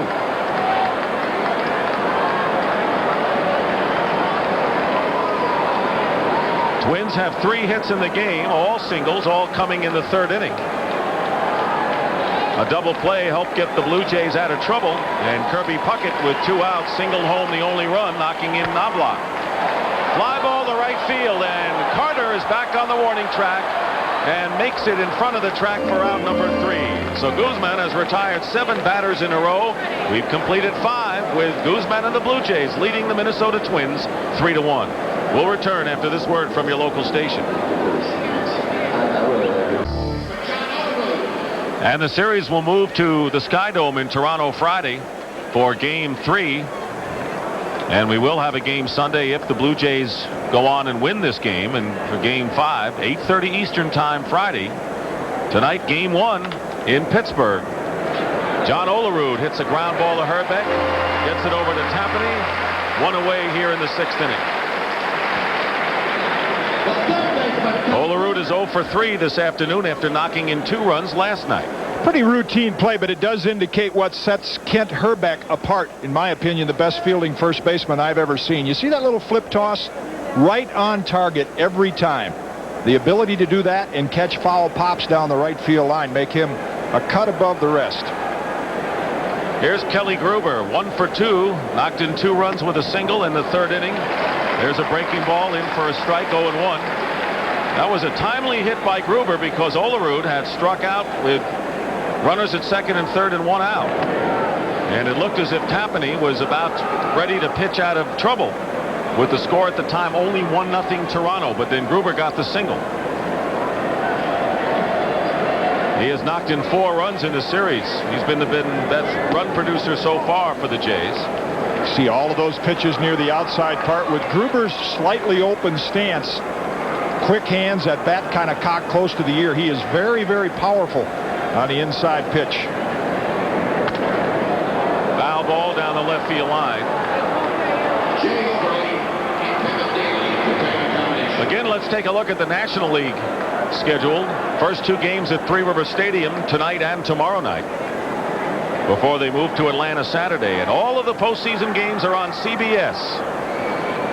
Now that the games count up through the World Series, only one place to find the big ones, right here.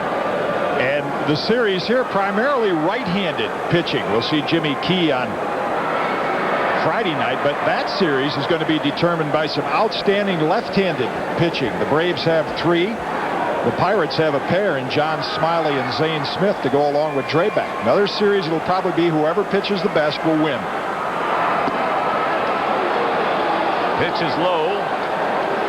3 balls and 2 strikes. Jimmy Key, who's awaiting that assignment. Todd Stottlemyre, the pitcher in Game 4 with the jacket on.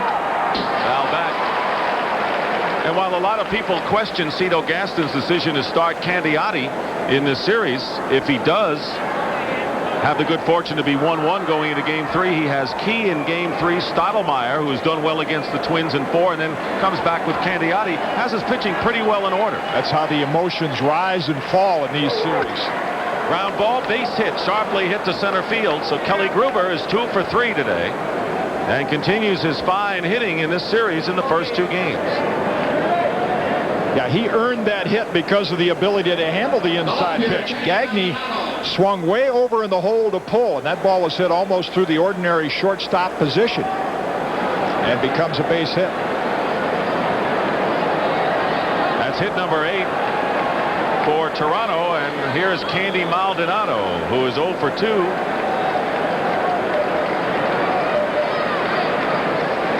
And he is a threat to steal at first base.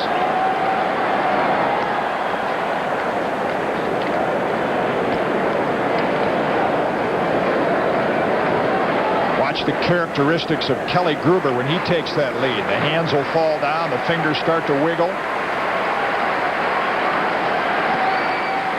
And the pitch is low, 1-0 to Maldonado. We've talked about how Candy has played on several successful teams, including the Giants and Dodgers, and now the Blue Jays. However, despite his experience, he has struggled in postseason play, hitting only .125 in postseason. See what a pitcher or a coach. My fastball got out onto the field there by accident.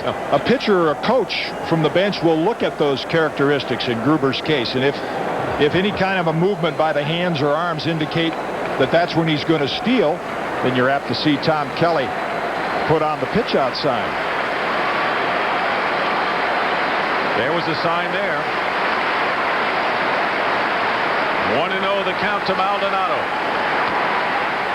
Fouled off at the plate for a strike, 1-1. That's what makes Kelly Gruber such an outstanding player. He reminds me of a former teammate of mine in Philadelphia, Mike Schmidt, perhaps the greatest athlete that I played with. You give him a golf club, a basketball, a football, whatever, great athlete. Gruber is like that. He has that coolness, that ability to play well in the field, the power, the speed, and he won superstar competition a couple years ago, so he's a great athlete in his own right. 1 ball and 1 strike to throw to first. Gruber last year had MVP type numbers. He had over 30 homers and 100 runs batted in. And he got consideration, and perhaps had the Blue Jays won last year, he might have gotten a nod. This year he was hampered with injury, and he was off on the pitch, and a bounding ball to third. Pagliarulo's throw to first is in time, but by running, the Blue Jays stay out of the double play, and Maldonado's retired. There are 2 down, and Gruber's in scoring position. Has the same effect of a hit and run, but I think it was a straight steal. Gruber with a good jump. You see, he never looks in. If it was a hit and run, he'd have looked in to pick up the flight of the ball. Maldonado just could not check his swing in time, and it has the same results as a hit and run.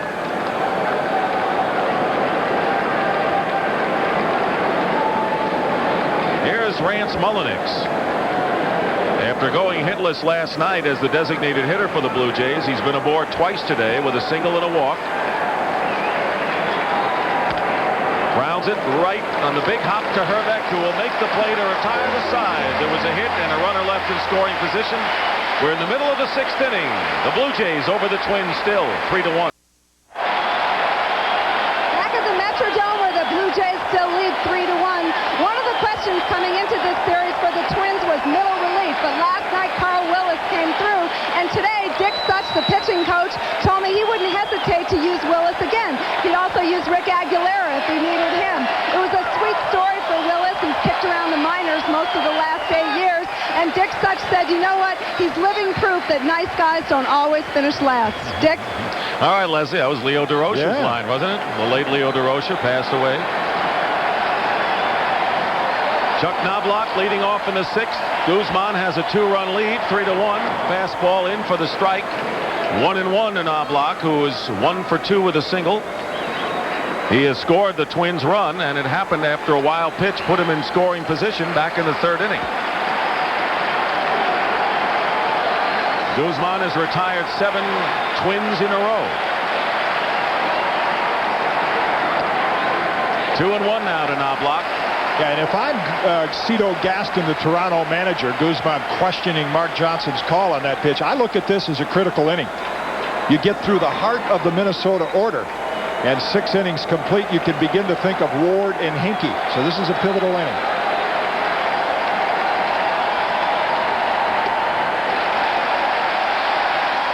Three balls and a strike.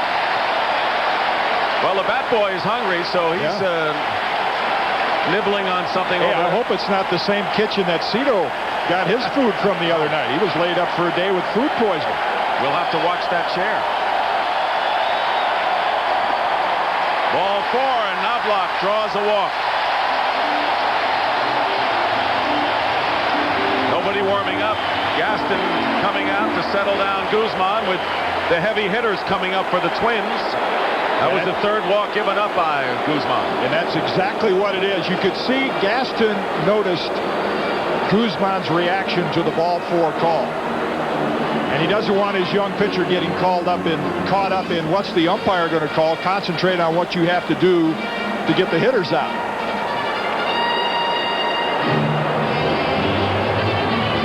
Consistently in the 90s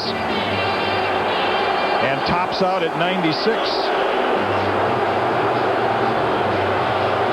Little communication with Roberto Alomar, but I think more than anything, maybe buying a little time. You're going to see Mark Johnson, the home plate umpire, walk out there. Might even see Cito Gaston have a word or two with him about the last couple pitches.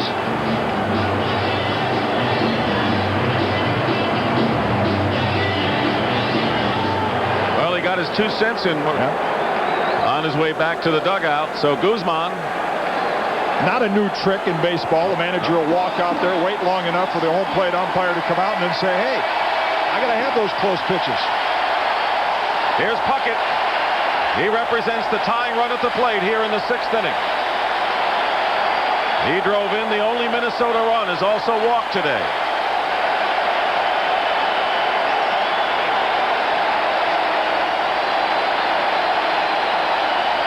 Knobloch, a good base runner. Dives back. Keep in mind that Kirby Puckett hit into more double plays than any player in the American League this season. All of those factors go into the computer here for Tom Kelly.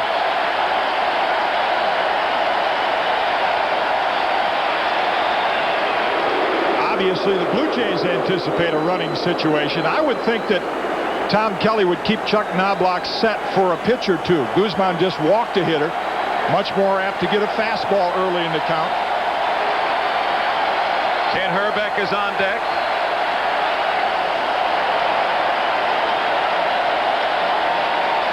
Runner doesn't go, and a fastball fouled straight back. Strike 1 to Kirby Puckett.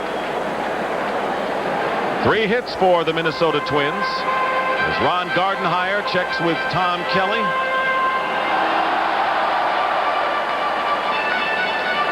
0-1 the count. See if something's on now for the Twins. Guzman has walked 3 and struck out 2. Looks like he wants to throw over to first base with that sign.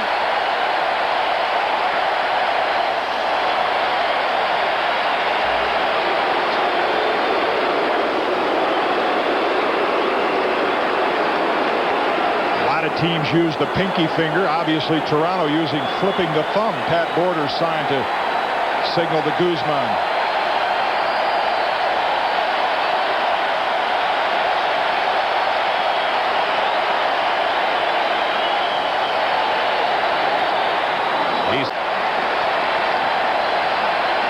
Here's the 0-2 pitch. Runner doesn't go, and no pitch. Time was called prior to that throw. Pitch by Guzman, so the count remains 0-2. The umpire's job to protect the hitter, and there was such a long sequence. Kirby Puckett said to Mark Johnson, I want time.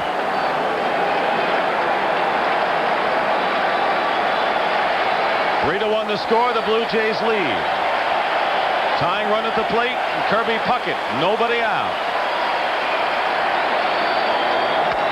Ground ball hit to second base. Alomar chases down, safe.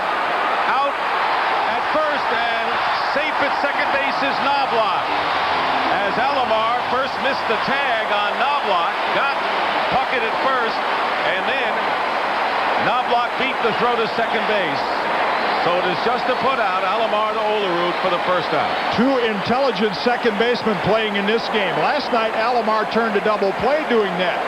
Knobloch with a quick reaction hit the deck and forced Alomar to either tag him for the lead out. That would have allowed Puckett to be safe. So a heads-up play by Knobloch to avoid the double play right there. He forces Roberto Alomar to make the throw, and then he has enough speed to get in on the head-first slide. So here's Herbeck, who's the potential tying run at the plate, and takes a big cut and fouls it for a strike. Knobloch, with some heady base running, well beyond his rookie years. The way he's played for the Twins this year is in scoring position with 1 out. Yeah, veteran coach Wayne Terwilliger at first. That's what he'll walk over to a runner immediately. Say, don't run into a double play. Don't let the second baseman tag you. Herbeck is 0 for 2. There's the twig at first base coaching line. And Guzman is ahead of Herbeck, 2 strikes.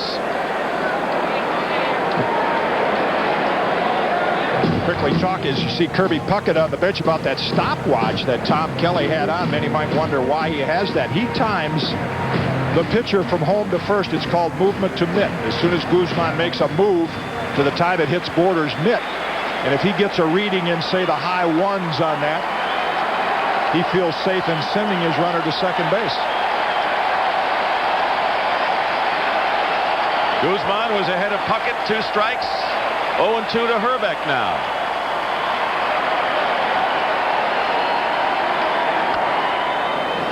Still no balls and 2 strikes to Ken Herbeck.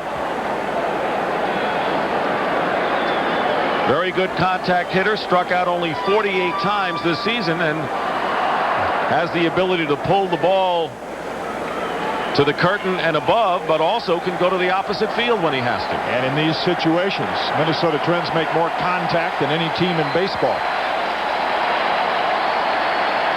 Lee trying to keep Knobloch close at second base. Here's the 0-2 pitch. Fastball misses inside. 1-2. See Manuel Lee sneaking in just to keep Knobloch a step closer. That will enable Carter or White or Maldonado, who are playing rather deep, to at least have a chance to throw Knobloch out. Outfielders are playing deep, though, all the way around.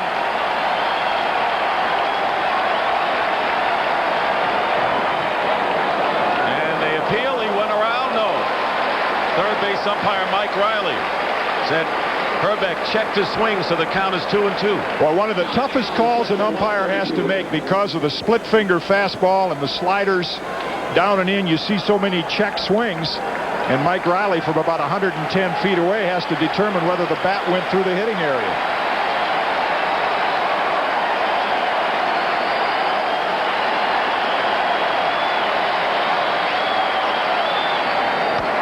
He gets a good fastball to hit and pops it up. Roberto Alomar signals everyone that he's got the ball, and he does for out number 2. So Herbeck got the pitch he wanted from Guzman and pops it up, and there are 2 down to Chili Davis. Going back to that stopwatch, that's sure an indication of how specialized this game has become. If a manager can time the pitcher's delivery in like 1.5 seconds, his runner can run down to second base in 2 point something or 3 point something rather, and then they determine how quickly the catcher can get rid of the ball. It all adds up to whether or not they feel they can steal a base. Now Borders and Gruber will be joined by Manuel Lee. 92 pitches already thrown by Guzman here in the 6th inning. And not an exceptional high percentage of strikes. He's had to work into some deep counts with a lot of runners on. I think what Lee and Gruber want to know right here is what sign are you going to use with Knobloch at second, so we can determine whether to shade Chili Davis a little to pull on the breaking pitch or hold our ground on the fastball. So the switch hitting Chili Davis with 2 out, a runner at second. Herbeck is really upset with missing that last pitch by Guzman. Davis hit 29 home runs this year, but Guzman yielded only 6 homers this season. So he's kept the ball in the park. Tying run is at the plate still with 2 outs, and the count is 1-0 to Chili Davis, who was hitless in 2 trips today, including a strikeout in the 1st inning. Chuck Knobloch in scoring position. The Blue Jays lead the Twins 3-1. Looking to even the series at a game apiece. Behind 2-0 after getting ahead of Puckett and Herbeck 0-2. Almost pitching Chili Davis with first base open, like they're pitching around him. Harper a 300 hitter in the on-deck circle, but not the home run threat that Davis is. We'll get an idea what kind of pitch Davis gets here as to whether they are pitching around him or not. And the count is 3-0, so you're right, Jim. And now if you're Chili Davis, you draw that little imaginary rectangular box in your favorite zone, usually for a left-hand hitter about thigh high on the inside part of the plate. If it's not there, you lay off. If it is, probably has the green light to swing.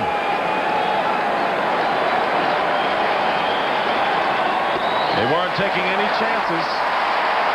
Davis draws the walk. Runners now at first and second, so they'd rather pitch to Brian Harper than to Chili Davis. No surprise there. Tom Henke is throwing in the bullpen for the Blue Jays. As Jim mentioned, Henke and Dwayne Ward, they're two outstanding setup and closer men, and they interchange mostly. Ward was both. Henke mostly a closer who was hurt. Did not pitch last night. Both are available. And here's Brian Harper with runners at first and second and 2 down. Harper is 0 for 2. Tying runners at first base. 3-1 the Blue Jays here in the 6th inning. Ball 1.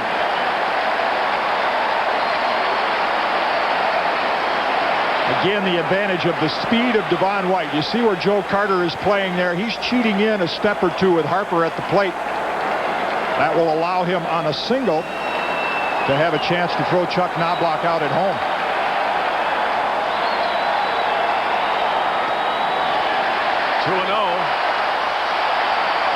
On deck is Shane Mack. So Guzman doesn't want to lose Harper in this situation.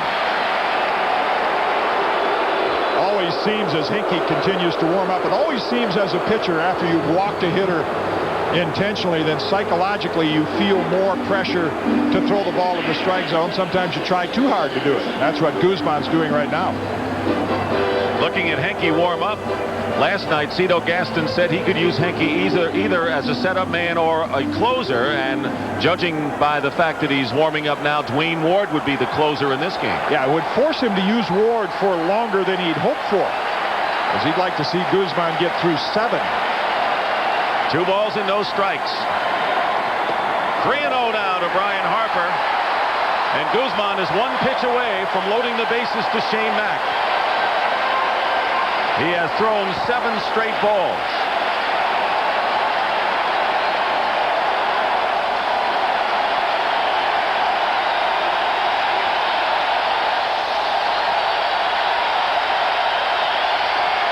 Let's see how Guzman reacts to the Hankies in the standing crowd here at the Metrodome.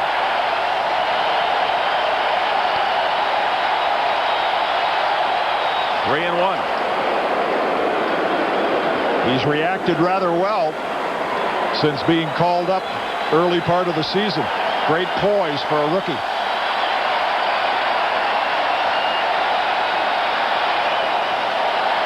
Here's the 3-1 pitch.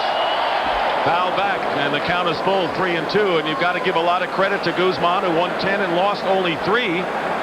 And he filled the spot of Dave Stieb, the 18-game winner and the bellwether of the Blue Jays staff last year. Steve pitched in only 9 games. His last appearance was May 22nd, hampered by that back injury. So the Blue Jays overcame a lot of adversity, and a lot of it from their ace starter. Runners will be off. 3-2 and 2 out, and a ground ball, base hit to center field. Knobloch will score. Going to third is Davis, and it's a 3-2 game.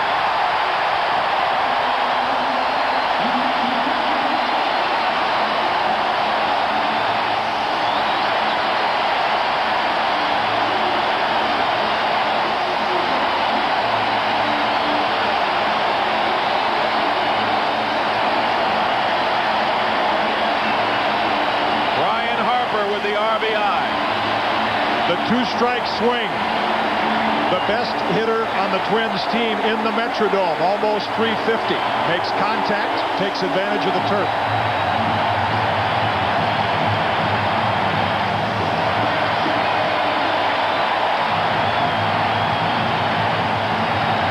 Davis went to third. He is the tying run, and Cito Gaston is going to make a pitching change here with Shane Mack. Tom Henke, who had tendinitis in the shoulder and was the ace reliever and closer for the Blue Jays, warming up and waiting to see whether he's coming in. Blue Jays have been fortunate, have the luxury of 2 relief pitchers who can save games in Henke, who is trotting in, and Dwayne Ward. Well, you can see the back pain taking its toll. Cito Gaston, usually a happy face. A lot of pain, a lot of stress. We'll take a break as Guzman leaves the game. He pitched well.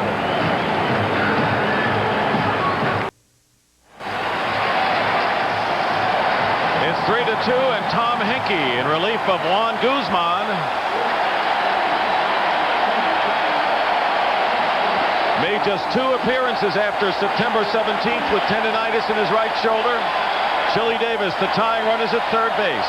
Brian Harper, who singled home a run at first. 2 down, and Shane Mack 0 for 2. And a one-hopper back to Henke, and it takes 1 pitch to end that threat. The Twins get a run and leave the tying run at third. And after 6 innings, the Blue Jays still lead, but it's now 3-2.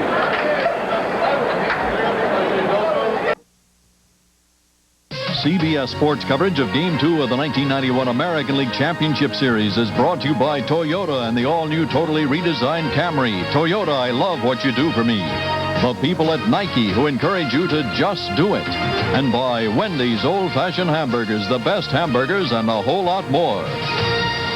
Back here at the Metrodome, Dick Stockton, Jim Cott, and Leslie Visser. The Blue Jays lead the Twins 3-2. This is Game 2 of the American League Championship Series. Game 1 tonight in the National League. The Pirates against the Braves. Pirates lost to the Reds last year in the National League Championship Series. Want to get to the World Series and hope Doug Drabeck will start them on the right foot against Tom Glavine, the impressive 20-game winner for the Braves.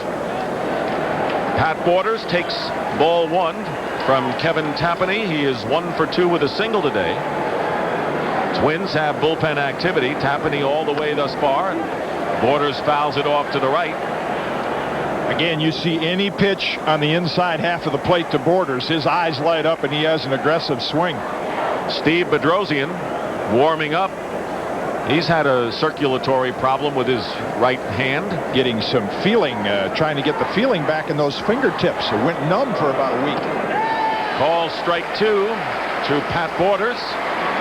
On the straight change, 1-2 the count to the Toronto catcher.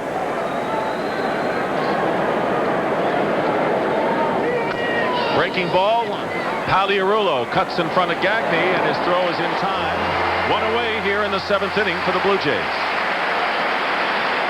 Pitch counts have become very, very fashionable these days among managers. Tom Kelly pays close attention to that. It's at 81. That's right on target. But when Kevin Tapani gets up to 105 to 110, as most of the younger pitchers, Tom Kelly will remove him. That's the reason Bedrosian up now. The Twins had a long half inning.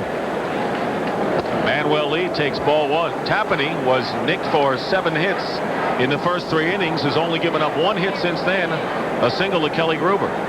So he has settled down nicely, but the Twins still trail 3-2. 2 balls and no strikes to Lee, who was hitless in 2 times today. On deck, Devon White, the leadoff hitter for the Blue Jays. Paliarulo playing in at third. There's a fastball and a strike. 2-1. Watch how Greg Gagne gets ready and get in position if the ball is hit in his direction. A very exaggerated deep knee bend, and then get the weight balanced on the balls of the feet. That just missed, and it's 3-1.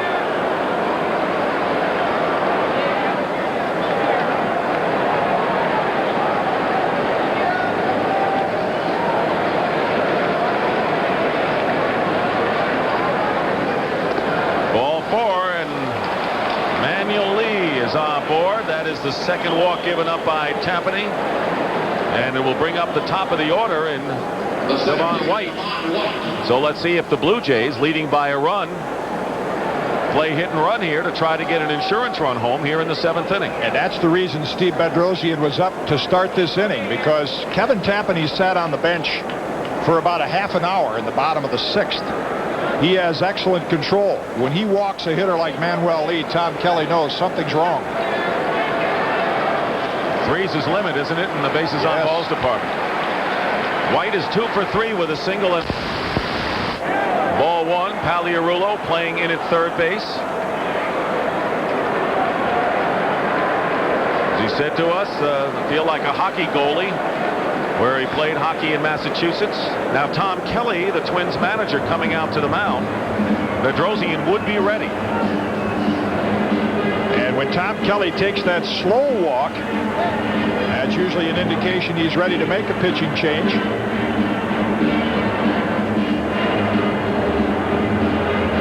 An animated conversation with Harper and Tapani. He's made it. A hand for Tapani.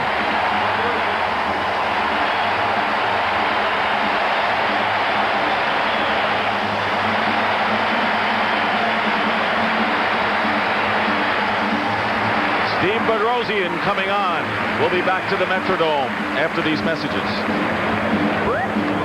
A special 2-out. Back here with Devon White facing Steve Bedrosian in relief of Kevin Tapani. The count is 2 balls and no strikes to White, 2 for 3 on the afternoon. Manuel Lee is on at first base with 1 out. Blue Jays leading 3-2. And now it is 3-0 to White as Bedrosian called upon here to keep the Blue Jays at bay, leading by a run. Did not pitch for most of the month of latter half anyway of the month of September because of the numbness in his pitching hand, which we've talked about. There's a strike, 3-1. Yeah, I think the medical term is Raynaud's phenomenon. It's a numbness in the fingertips. Whitey Ford had it in his career. The finger problem is okay now, but Bedrosian has not been sharp late in the season because of the inactivity. Left-hander Mark Guthrie has begun warming up in the Twins bullpen.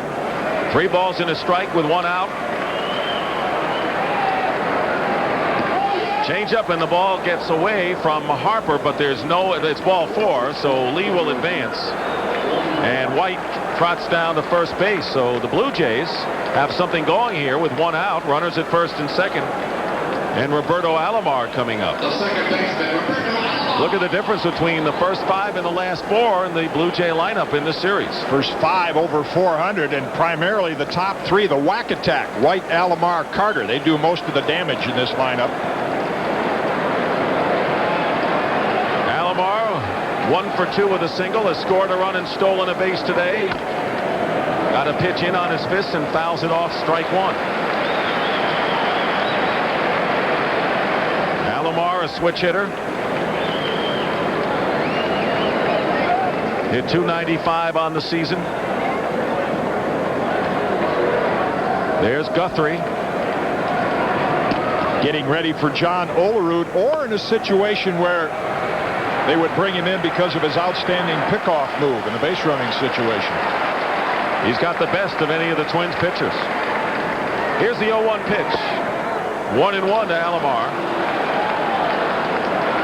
So the Blue Jays can do a lot of things here with 1 out and runners at first and second. Good base runners aboard and Joe Carter waiting on deck. And the right hitter at the plate to do it with. Hit and run situation. And the runners don't go, and Alomar was looking to go to the opposite field, fouls it off, and it's now 1-2 to Roberto. Bedrosian began his career with the Braves, then went to the Phillies, the Giants, and came over to the Twins, where he won 5 and lost 3 this year. Appearing in 56 games. Here is the 1-2 pitch to Alomar. Fastball grounded foul. He got that fastball up. Well, you see the pitching pattern. Inside, outside. And when you throw it inside to Roberto Alomar, he is quick enough, as he was there, to keep from getting jammed. And he has the ability to adjust. That's what impresses scouts that watch him. Try to jam him. Pulls it foul, then you go the other way, outside, and he can take the ball the opposite direction.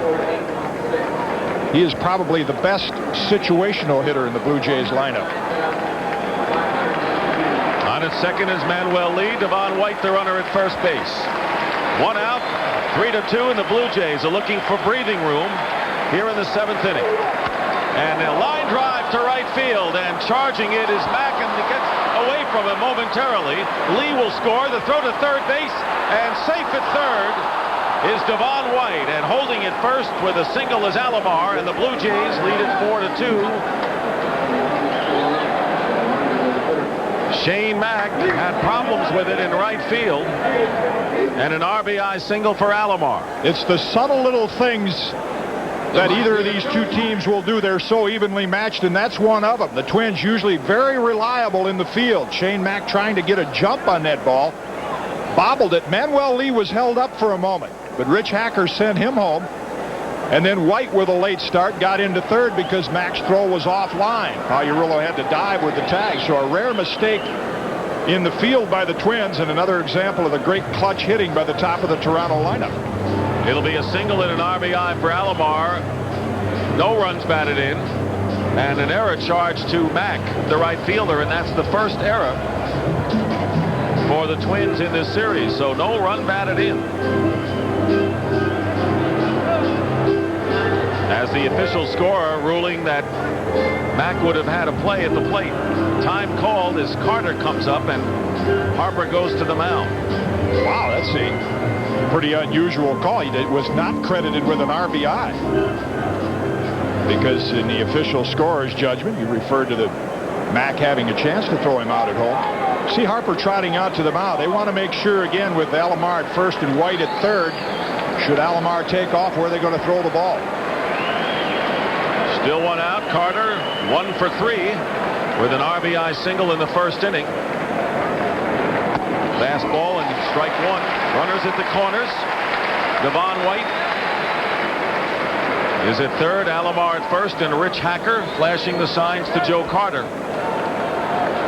Kelly's response from the Twins.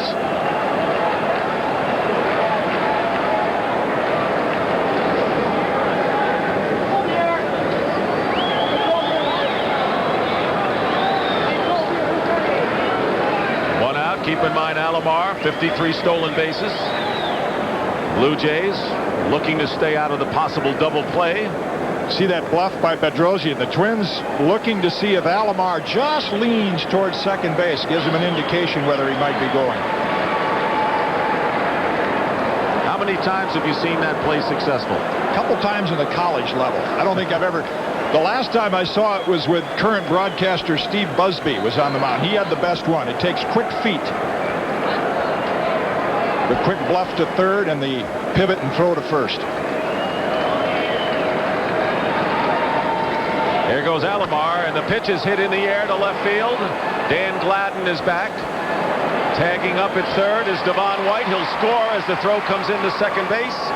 And it is now 5-2 in favor of the Blue Jays, and they've cashed in here in the 7th inning. And an RBI for Joe Carter, his second of the game. Very seldom when you have the control of a Kevin Tapati and you walk the number 9 hitter in the lineup will you get by with it.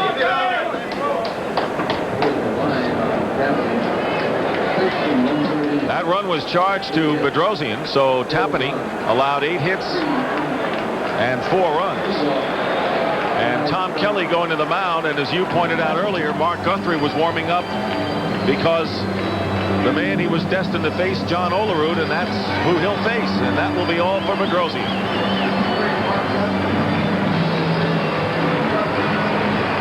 New pitcher coming in for the Twins. The Blue Jays have scored 2 to open it up a bit. 5-2 here in the 7th.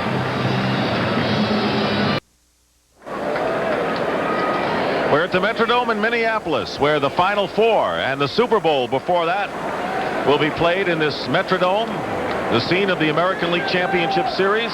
Blue Jays leading 5-2, and Mark Guthrie, the third pitcher here in the 7th inning for the Twins. The throw to first base to keep Alomar close. You mentioned Guthrie's outstanding move to first. And you can pick up a slight lean in Roberto Alomar. He did it on the last fly ball by Carter. John Olerud is 0 for 3. Again over the bag.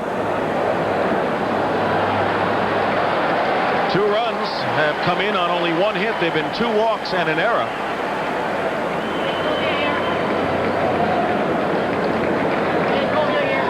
Does he go over there again? That's what Brian Harper's looking into the dugout to find out. Not not this time. And a ground ball off the glove of Guthrie, right to Gagne. The throw to first base, so Guthrie gets an assist, but the Blue Jays get 2 runs and lead it 5-2 as we move to the bottom of the 7th inning.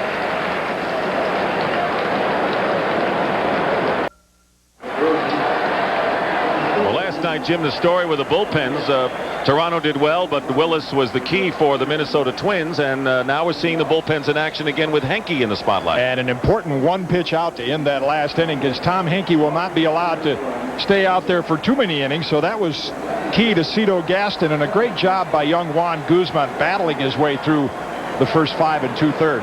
Cito told us that if Henke had pitched last night, it would be 1 inning. And he didn't know if he could pitch in back-to-back games, but because he did not use him, he has him, and he still has Dwayne Ward if necessary to close it out if it comes down to that. 5-2, the Blue Jays lead. Mike Pagliarulo leading off in the 7th inning. Fouls it out of play, strike 1. Pags is 0 for 2. Double-barreled action in the Twins bullpen. David West is the left-hander, and that's Terry Leach, the veteran righty.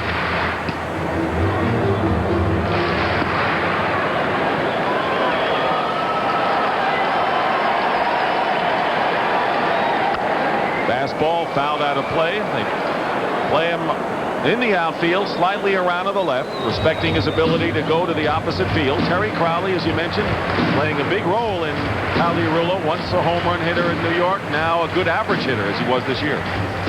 Good contact hitter, hitting down in the lineup. Good sign for Toronto with Tom Henke throwing strikes. That's been the key after the long layoff because of tendonitis. Swing and a miss on the fork ball, strike 3, and Pagliarulo goes down. So Henke gets the first out here in the 7th inning. The shortstop, Tonight, 8:30 Eastern time, the Braves and the Pirates.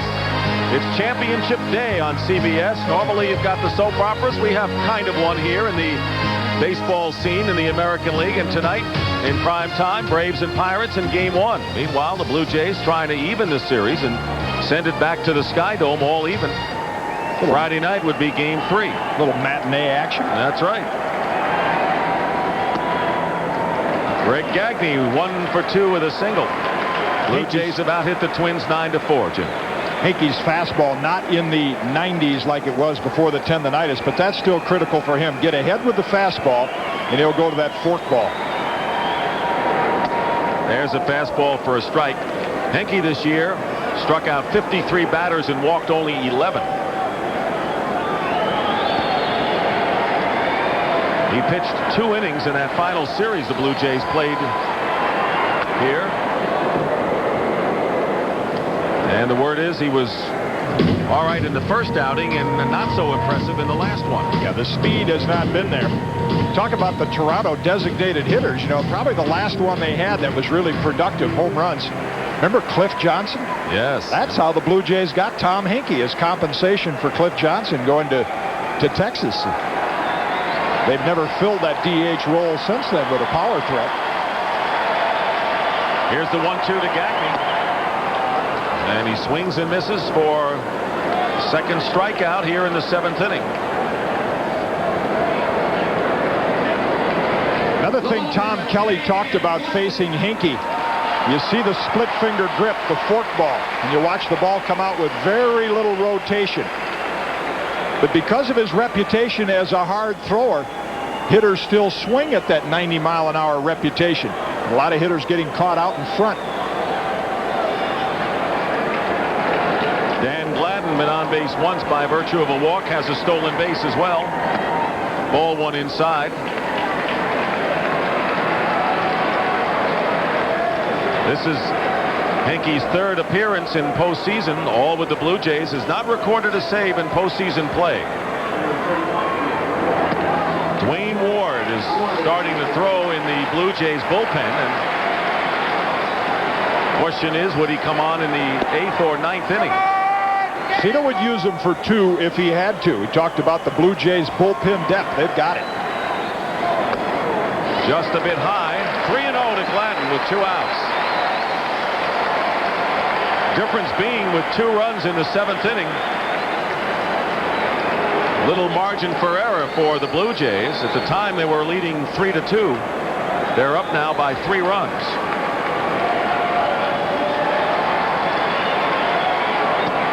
Three and one now to Dan Gladden.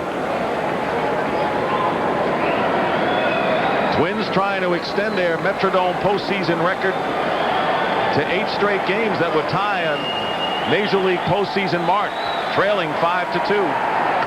Ground ball hit to second base. Alomar backhands it and throws out Glenn, and Henke has retired 4 batters he's faced. We go to the 8th. Ward's working, and it's 5-2 Jays.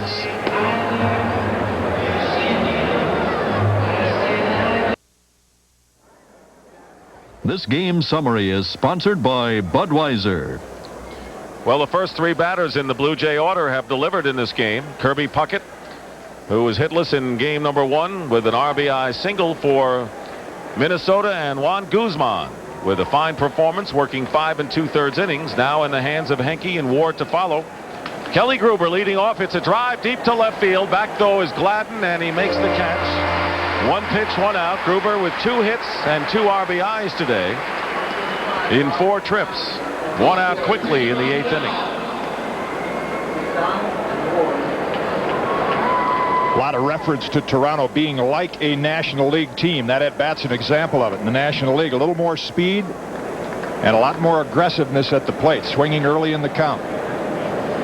Candy Maldonado looks at a breaking ball. Maldonado looking for his first hit in postseason.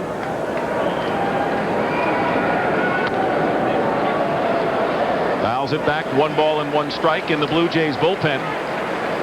Dwayne Ward getting ready, and Bob McDonald, the left-hander. And if Ward is up and getting ready, chances are he's in the game. He's the closer. Fouled at the plate off of Harper's mask. Pat Borders took one last night. Now it's Brian Harper's turn. That's why they have that nice thick padding. Umpires and catchers both. A little bit of a shock absorber behind that mask. Mark Johnson giving Harper a little chance to gather his thoughts. Get those dentures back in place. Mark Guthrie, the 3rd pitcher of the day for the Twins, and a check swing fly ball to left center field, but Gladden is there to make the catch. 2 chances for Gladden here in the 8th inning, 2 down. Told you about tonight's game 1 in the National League Championship Series. Following a day off, we'll be back with you Friday at 8:30 Eastern Time from the Sky Dome. And I wonder if ever in Championship Series play, Game 3 has found the top 2 winners on each staff going at one another. That usually happens in Game 1 or 2. 20-game winner Scott Erickson won his 20th game on the final day of the regular season. And we're going to have a pinch hitter. Pat Tabler is batting for Rance Mullenix in the designated hitter spot, making his first appearance in postseason. Swings at the first pitch and lifts it out to left field. And Dan Gladden ties a long-time record, handles all 3. Twins coming up in the last of the 8th, trailing by 3.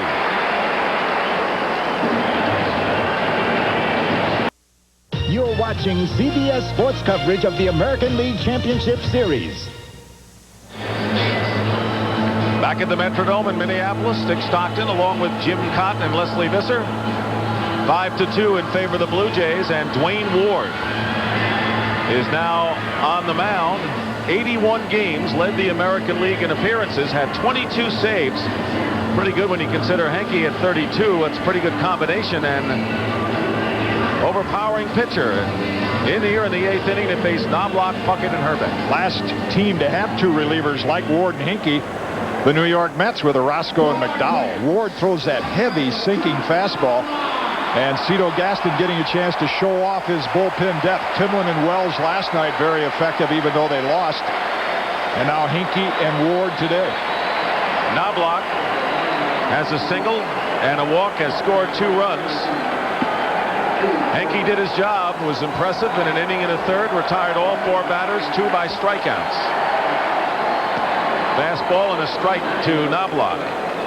Yeah, if he gets it over, it's like getting hit on the end of the bat with a shot put. They talk about a heavy ball. That's a fastball with very little spin, almost a spitter type action. There's the fastball. You can see tailing in. Yeah, nobody's ever been able to figure out why pitchers. I think it's the length of the release. The pitchers that tend to long arm the ball have the heavy ball. The short, wristy guys have the light fastball. Fastball line to right field, and Knobloch is aboard with a leadoff single here in the 8th inning. He has 4 hits in this series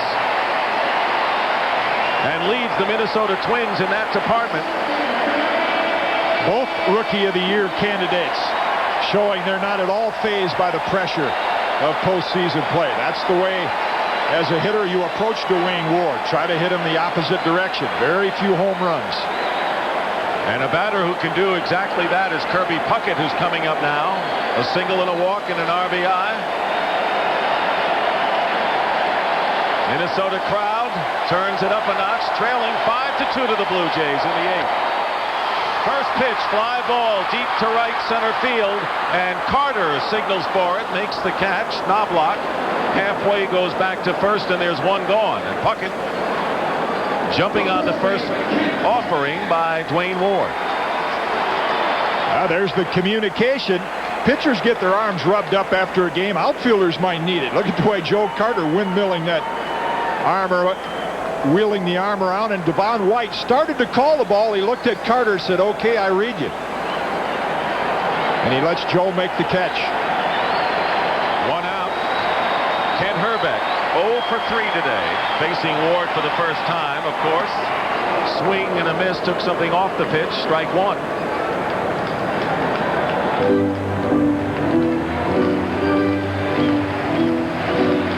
Dwayne Ward, a native of Parkview, New Mexico. Trying to nail it down here in the 8th inning. Fouls back and ahead on Herbeck, 0-2.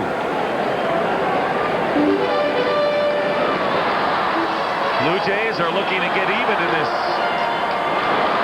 ALCS at 1 game apiece and end the Minnesota Twins' 7-game winning streak in postseason here at the Metrodome. 0-2 pitch, and he strikes out on 3 pitches with the breaking ball. Herbeck goes down, and quickly 2 out after Knobloch led off with a single. Ward pitches like a lot of effective closers, as if the hitter is not even in the box. I mean, he gave up a hit to Knobloch on a high pitch. He came right back to Puckett, and then 3 pitchers' pitches to Herbeck. You look at the great ones, Reardon, Suter, Fingers, Gossage. They all did it the same way. 2 down, and Chili Davis 0 for 2 with a base on balls. 5-2, the Blue Jays lead, and what looms large is the 2-run 7th for Toronto. That opened up the game was a 1-run game. Toronto with a run in the first, 2 in the third. The Twins got a run in the third and 1 in the sixth before the Blue Jays got some breathing room. 1-0 the count to Davis.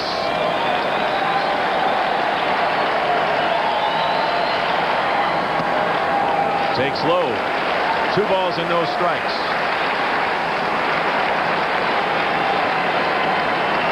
Davis, if you're wondering, has not had much success against Dwayne Ward. Only 1 hit in 6 times up.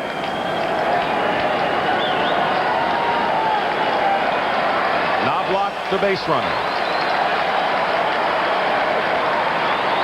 Fastball and a good one. Foul back, and it's 2-1 now to Chili. You don't hit home runs often when you try to hit home runs, but Chili Davis will say that occasionally I do, and that's what he had in mind right there. Knew he was going to get a fastball, got it in his zone, fouled it straight back. Very aggressive swing. And the last home run that Ward has given up was way back on July the 7th, so it's been a while. 2-1.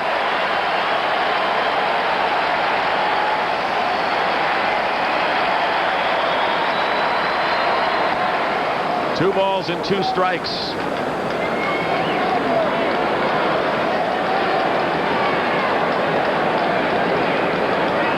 You mentioned the critical 6th inning Puckett and Herbeck came up with a runner at first. Leadoff hitter. Knobloch walk. Now they're away from the power of the lineup. Check swing. He went around and a strikeout. So Dwayne Ward, after giving up a leadoff single, strikes out Herbeck and Davis to end the 8th inning. And the Blue Jays take a 5-2 lead into the top of the 9th inning.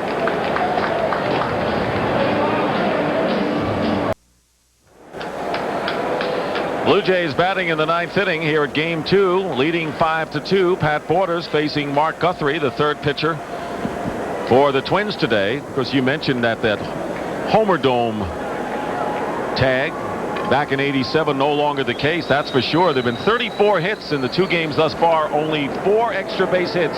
They've all been doubles. And a fly ball hit by Borders out to left field. Gladden has a play. And there's one gone. So very few extra base hits. Nearly 2 games complete in this series. Be a lot of hitters sitting around in the clubhouse after the game looking at one another saying, just missed. That was one of them right there. We saw Maldonado, Borders, Gruber just underneath the ball a touch. That's all it takes. Manuel Lee 0 for 2 with a walk.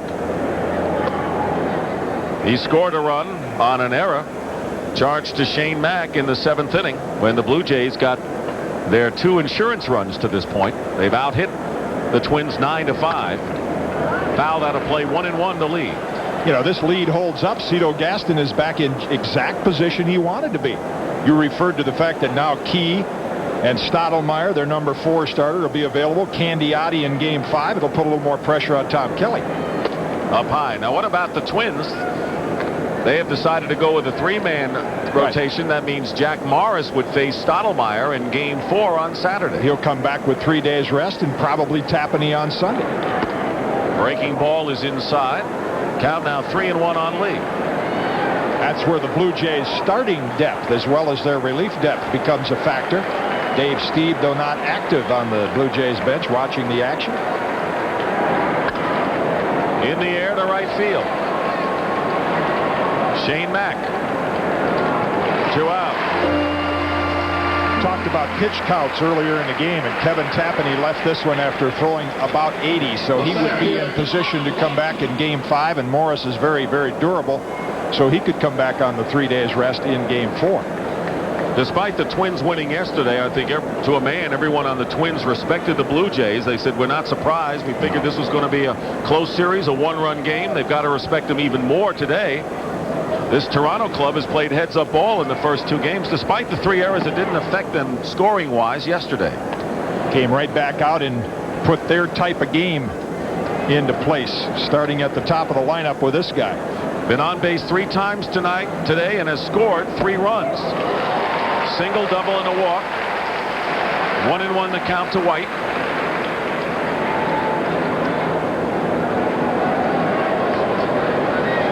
There's a guy, Tony Oliva, one of the greats. Fly ball to left field. Gladden's had a lot of chances. 5 of the last 6 outs have been made by Gladden in left field. But it's 5-2 Blue Jays, and the Twins come up for their last opportunity.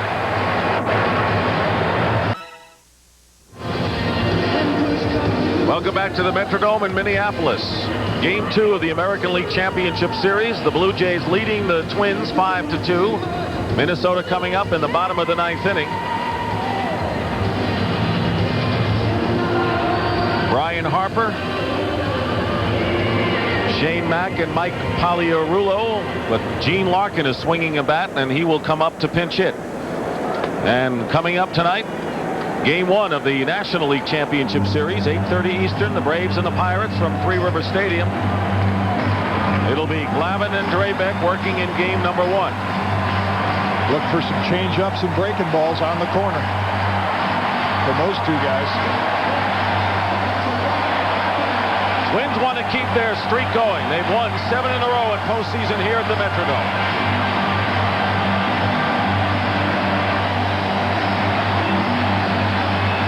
Brian Harper 1 for 3 has a base hit and knocked in a run in the 6th inning.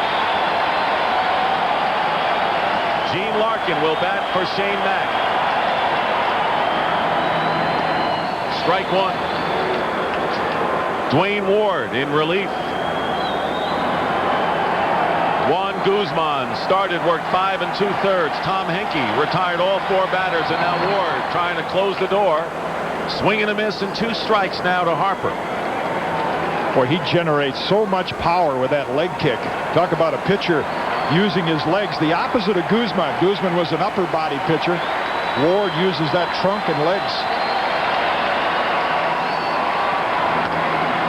Chopper foul down the third base line. See, if you could picture Nolan Ryan, he almost hits himself in the chin with his knee. Ryan does. Ward, very similar. That's where you get the leg drive.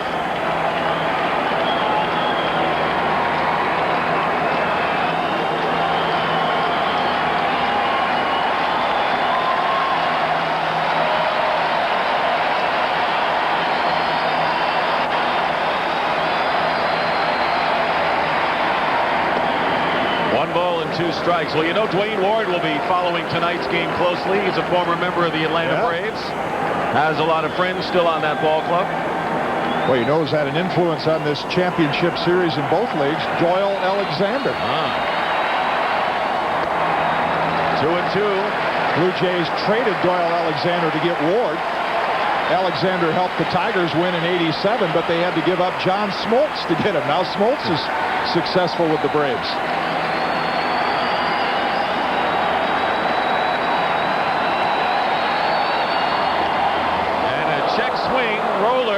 It's a fair ball, and Olerud is going to make the play at first base, and Harper never got out of the batter's box. A bad break for Brian Harper, but he's retired for the first out here in the 9th inning. Boy, that's a real knockdown pitch. I mean, Harper trying to be conscious of the inside fastball, gets the hips turned, but doesn't pull the trigger on the bat. The fastball just knocks him right down in the box. About as easy an out as you can get for a pitcher. All Toronto had to do was catch the ball and flip it to Olerud. And a pinch hitter, Gene Larkin, batting for Shane Mack. He pinch hit last night and was retired.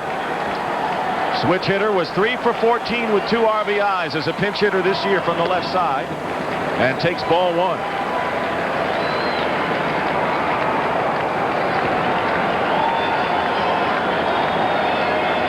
Larkin is only 1 for 10 career-wise against Wells. Takes a fastball for a strike. 1-1 against Ward, that is. 1 for 10.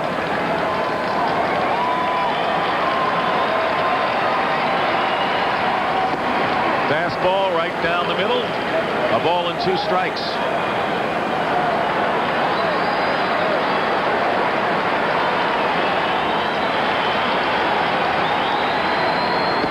Strike 3. With the breaking ball, and Larkin, the pinch hitter, strikes out, and the Twins are down to their last out. Just about unhittable. Mention pitching like the hitter's not there. See, Ward doesn't care who's in the box. He's going to throw the fastball low, get ahead of you, and then you'll chase the slider. Larkin couldn't hold up on that one. The Toronto bullpen has been impeccable so far in this series as they try to even it all at 1-1. Mike Pagliarulo with 2 out and none on. There's a fastball for a strike.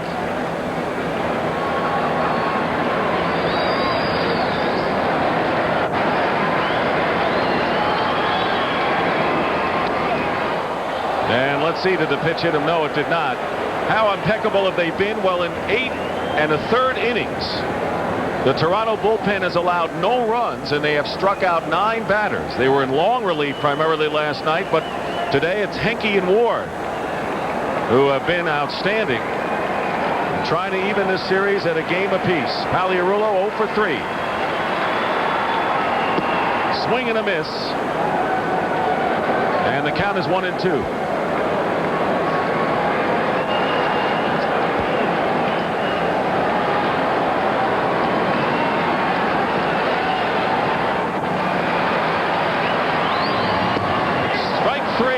Game is over, and Dwayne Ward shuts down the Twins in the 9th inning, 1-2-3, and the Blue Jays have defeated the Twins 5-2 and gain a split in the 2 games here at the Metrodome and end the Twins' 7-game postseason winning streak here and prevents Minnesota from tying a major league record.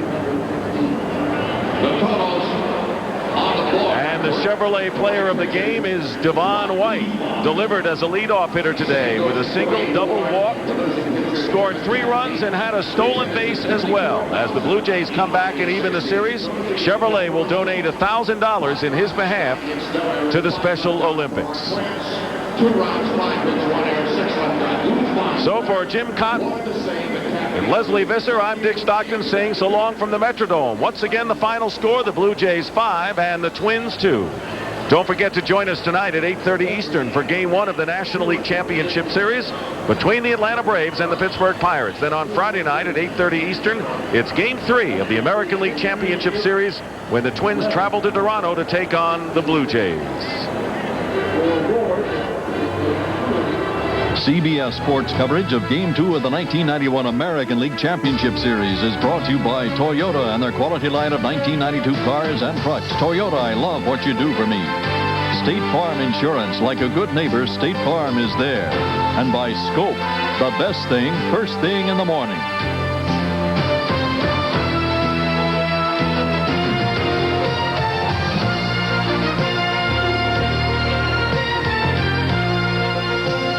You've been watching Major League Baseball on CBS Sports, home of the biggest games in baseball, the League Championship Series and the World Series. Pitching's the name of the game. Guzman, the rookie, wins it. And a great bullpen effort by the Toronto Blue Jays. And it's 1-1 as we go to Toronto for Friday.